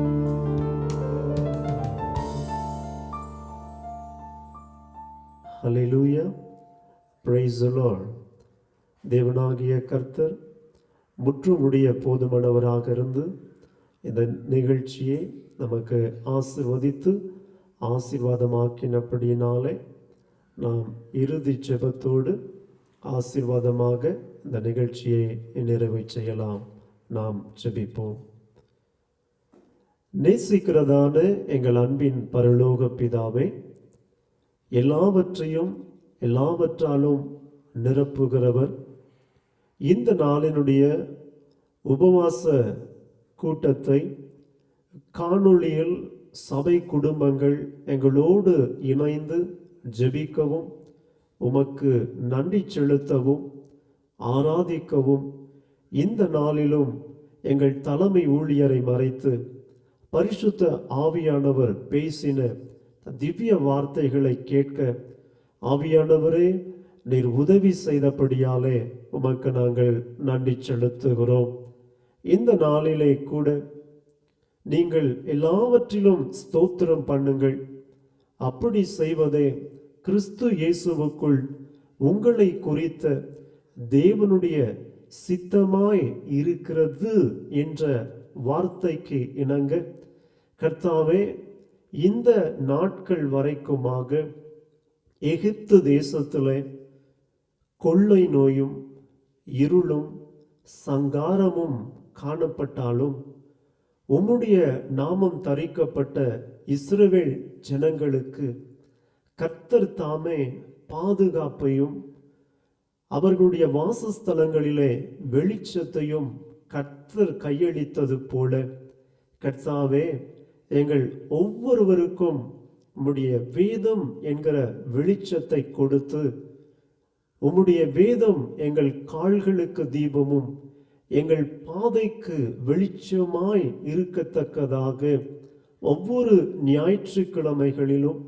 ஒவ்வொரு செவ்வாய்க்கிழமைகளிலும், ஒவ்வொரு புதன்கிழமைகளிலும், ஒவ்வொரு வெள்ளிக்கிழமைகளிலும் காணொளியில் கர்த்தாவே சபை குடும்பங்களோடு இணைந்து உம்மை ஆராதிக்கவும் ஜெபங்களை ஏறெடுக்கவும் எங்கள் தலைமை ஊழியர் பரிசுத்த ஆவியானவராலே ஆட்கொள்ளப்பட்டு தொடர்ந்து சபைக்கு பிரயோஜனமானதை, நவமானதை, பலமானதை, ஆவிக்குரிய நிலையிலே தொடர்ந்து வளருகிறதுக்கு ஏதுவான வேத வசனங்களை கொண்டு இடைப்பட்டு வந்தபடியாலே அப்பா உமக்கு நாங்கள் நன்றி சொல்லுகிறோம்.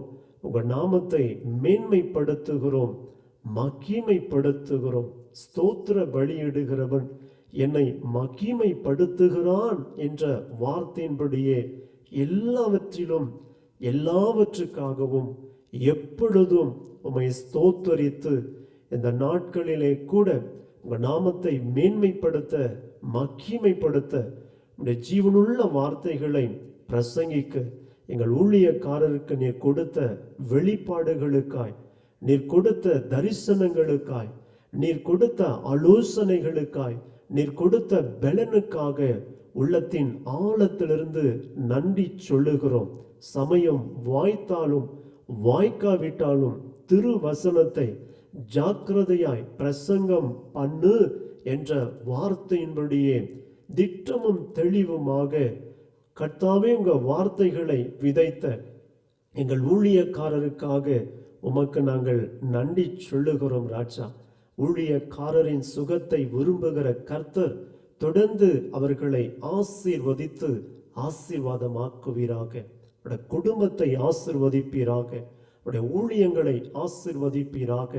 இன்றைக்கும் காணொளியில் எங்களோடு இணைந்து உம்மை மேன்மைப்படுத்தின ஒவ்வொருவரையும் தனித்தனியாய், பேர் பேராய், குடும்பம் குடும்பமாய் ஆசீர்வதித்து வழி நடத்தும் ராஜா. நாம மாத்திரம் மேன்மைப்படட்டும், மகிமைப்படட்டும். எல்லா துதியும், எல்லா கணமும், எல்லா மேன்மையும், எல்லா மகிமையும் ஒருவருக்கு மாத்திரம் நாங்கள் செலுத்துகிறோம். யோவான் ஸ்நானகன் சொன்னார போல கர்த்தாவே, நாங்கள் சிறுகவும் நீர் பெருகவும் வேண்டும். உம்முடைய ராஜ்யத்தின் சுவிசேஷமானது பூமியின் கடைசி வரைக்குமாக செல்லட்டும். உம்முடைய வார்த்தைகளுக்கு தீவுகள் காத்திருக்கும் என்ற வார்த்தையின்படியே தொடர்ந்து கர்த்தர் தாமே ஆசீர்வதித்து வழி நடத்தும். உங்க நாமம் மாத்திரம் மகிமைப்படட்டும். இரட்சகர் இயேசு கிறிஸ்துவின் நாமத்தில் இந்த ஜெபங்களை நாங்கள் ஏறெடுக்கிறோம். இயேசு கிறிஸ்துவின் நாமத்தில் ஜெபிக்கிறோம். ஜெபம் கேளும் பிதாவே, ஆமேன், ஆமேன். என் ஆத்துமாவே கர்த்தரை ஸ்தோத்திரி, என் முழு உள்ளமே பரிசுத்த நாமத்தை ஸ்தோத்திரி. என் ஆத்துமாவே கர்த்தரை ஸ்தோத்திரி, கர்த்தர் செய்த சகல உபகாரங்களையும் மறவாதே. ஆமேன், ஆமேன். கர்த்தருடைய ஆசீர்வாதம் நம்முடைய நேச கர்த்தராயிருக்கிற ஆண்டவராகிய இயேசு கிறிஸ்துனுடைய கிருபையும் பிதாவாகிய தேவனுடைய அன்பும் பரிசுத்த ஆவியானவருடைய அந்யோன்ய ஐக்கியம், ஒத்தாசை, வழிநடத்துதல் நம் அனைவரோடு கூட, உங்கள் குடும்பங்களில் இருக்கிற ஒவ்வொருவரும் கூட, நம்முடைய ஊழியங்களோடு கூட, விசேஷித்தமாக நம்முடைய தலைமை ஊழியரோடும், அவருடைய குடும்பத்தோடும், அவருடைய ஊழியங்களோடும் இயேசு கிறிஸ்துவின் இரண்டாம் வருகை வரைக்கும் இருந்து காப்பதாக. சபையார் ஆமேன், ஆமேன். கர்த்தருக்கு ஸ்தோத்திரம். ஒருவரை ஒருவர் அன்போடு வாழ்த்துங்கள். கர்த்தர் உங்களை ஆசீர்வதிப்பாராக. Praise the Lord.